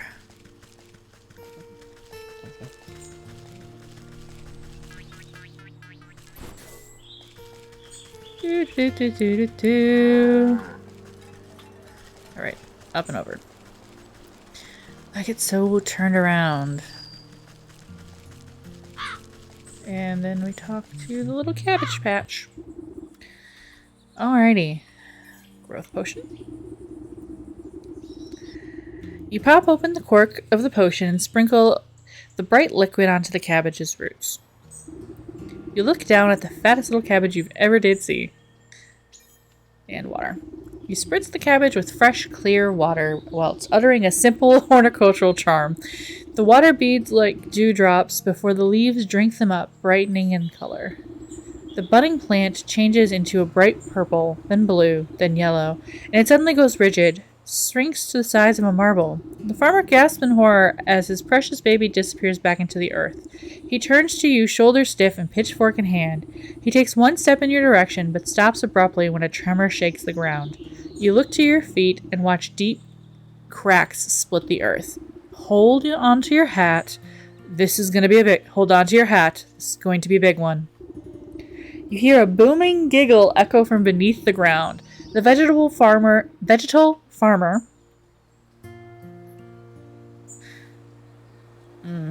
I'm gonna let Captioner catch up.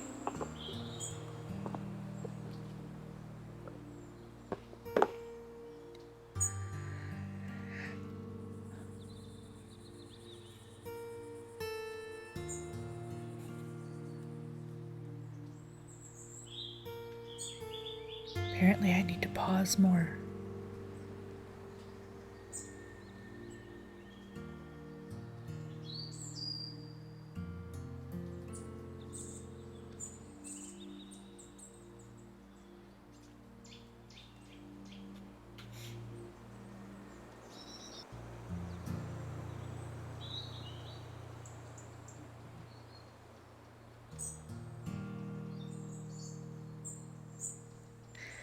Okay.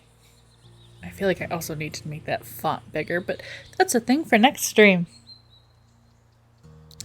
Alright. The vegetal farmer falls to his knees, clutching his hat to his chest. In an explosion of leafy greens and flying earth, the bouncing head of an enormous cabbage erupts into the field. The farmer reaches into it shakingly. My little baby. Papa? Oh my god, that's adorable. Stop. The farmer scrambles towards the big, burbling cabbage with open arms. My beautiful baby, look how big you've grown. See, with a little love and help from your friends, you're sure to win first prize after all. Oh, I don't even care about that silly thing anymore. Look how handsome my baby is. And the two embrace, laughing and crying. I guess you won't be needing that watering can anymore. Please, help yourself. You've done more than enough.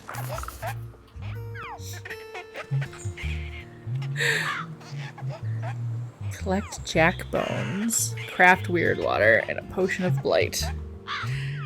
I'm gonna take one more screen cap because that is so fucking cute. It's so fucking cute. I can't stand it.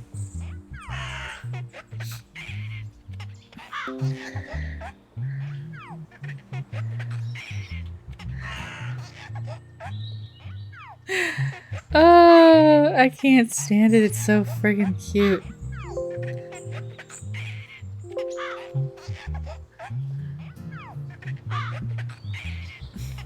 And it's a good thing I paused because the other screenshot didn't save anyway. Alright, so I just need to go get some more water. But you I can make in a jiffy.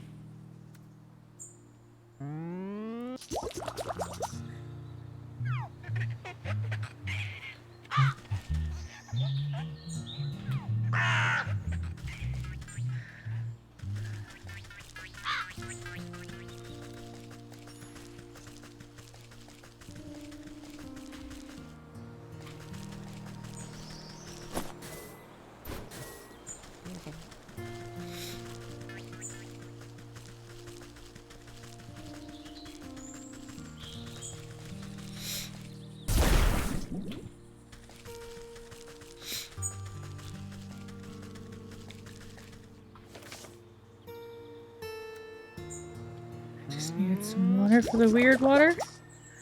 And then I already crafted you. Alright. Come here, you little shit. And you!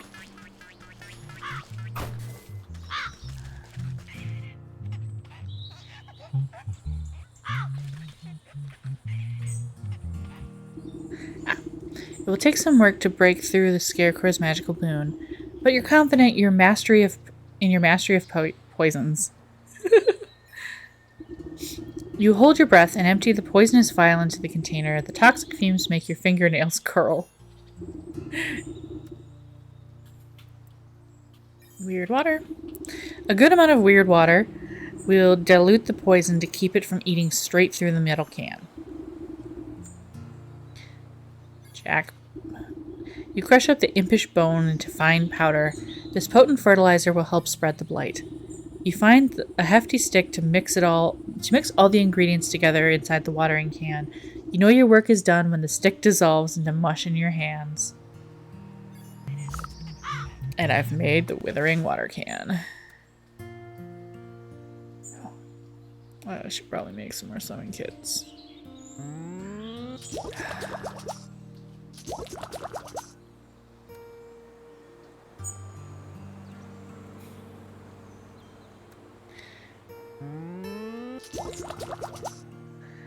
Only gonna make one of those because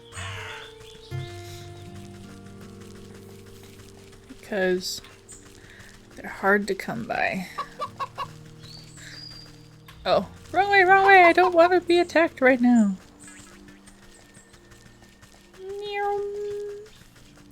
I'm so close to finishing this with the ox that I'm gonna go do it right now.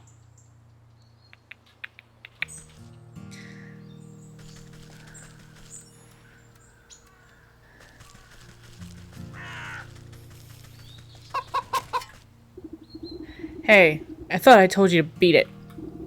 He raises his hoe and brandishes at you menacingly.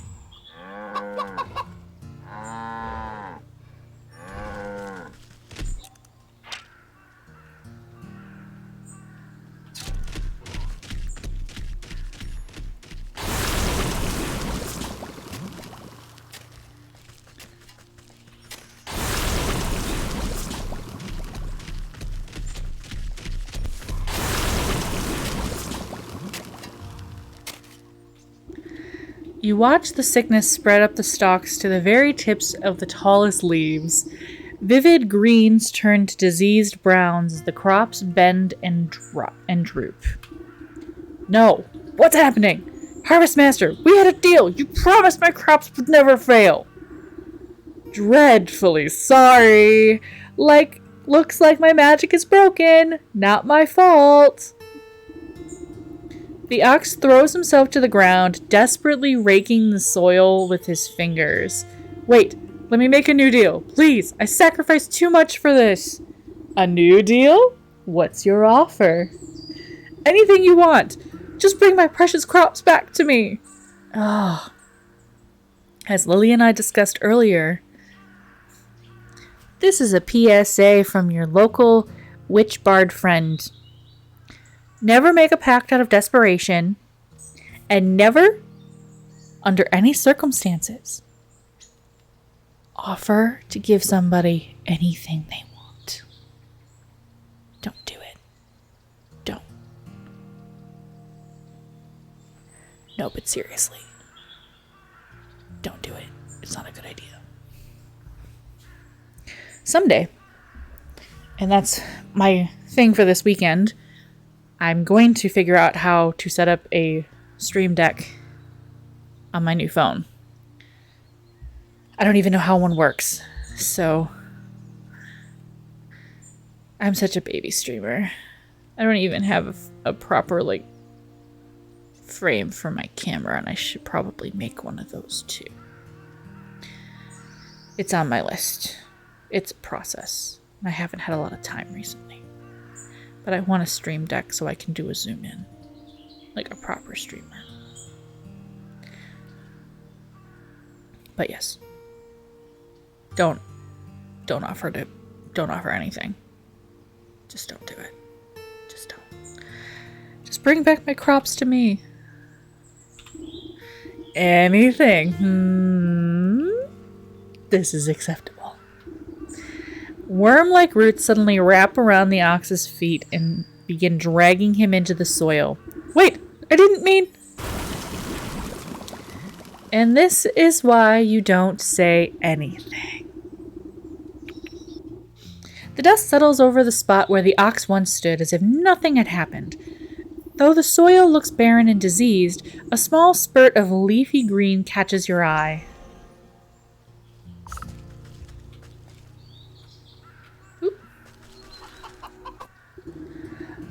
Haha, achievement unlocked, the ox. Where the ox once stood, a green tendril has pushed its way through the soil.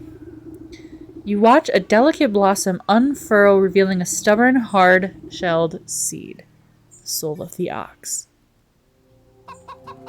Quest complete.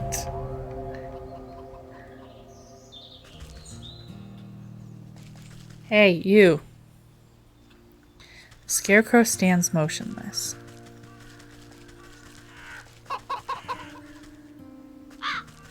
Oh!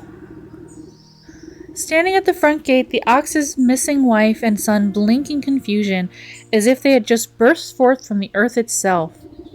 Ma? What happened? Welcome back. Suppose you don't remember much. He really did it, didn't he? That's stupid.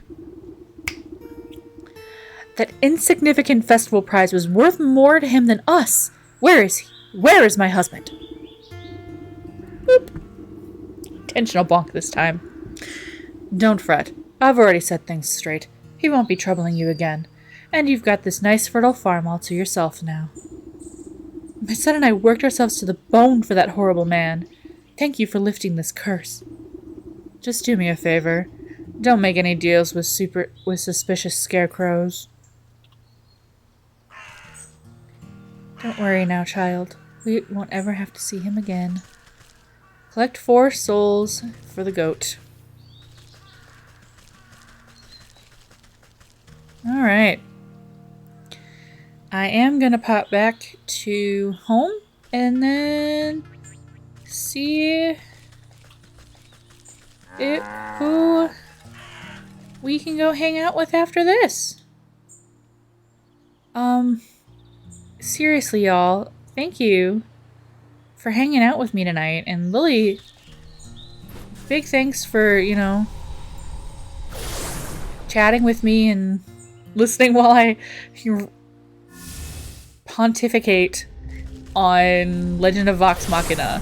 I really am excited for the next season. I had a lot of fun watching it, and I'm actually going to probably rewatch it at some point now that all of it's out to watch it from end to end.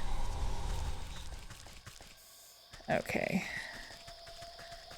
Because I'm curious. What are you doing? Not done collecting my souls. I'm going into this shrine. Jeez. Bitchy goat. She's so pretty. still wonder who she is.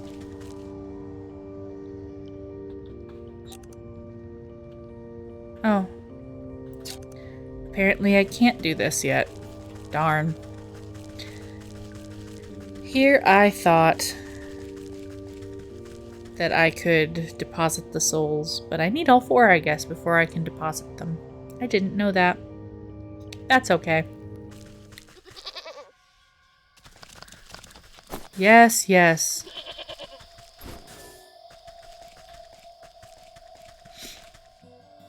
Bitchy little goat. Now I have to go deal with the bear. Which, of the first 4 souls, is the one that I don't really have much knowledge of how that one goes down. So this will be fun.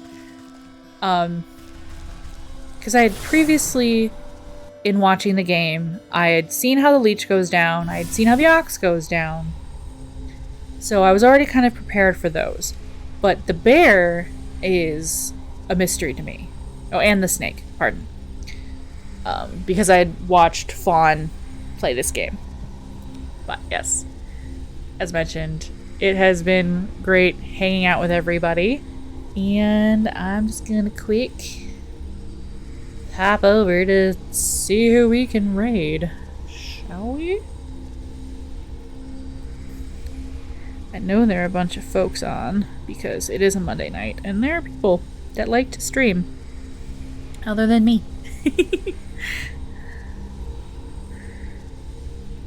Let's see.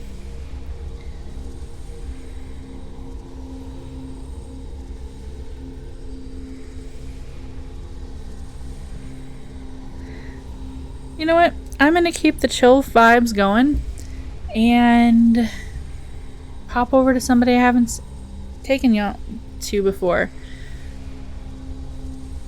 But in the meantime,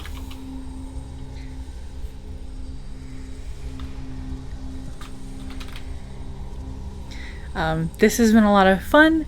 I can't wait next week to dive back in and have some more fun with a quest that I don't really know as well. And in the meantime, please look in on your neighbors. Trans lives matter. Trans rights are equal rights. And gay is not a swear word. We exist. As a member of the community, as a complicated member of the community, but a member of the community. Hi, we exist. Learning about us is not going to turn people gay. Just like critical race theory isn't going to make people hate being white. So, be kind to yourself, get vaccinated, and until we meet again, merry meet, merry part, and merry meet again. Bye, y'all.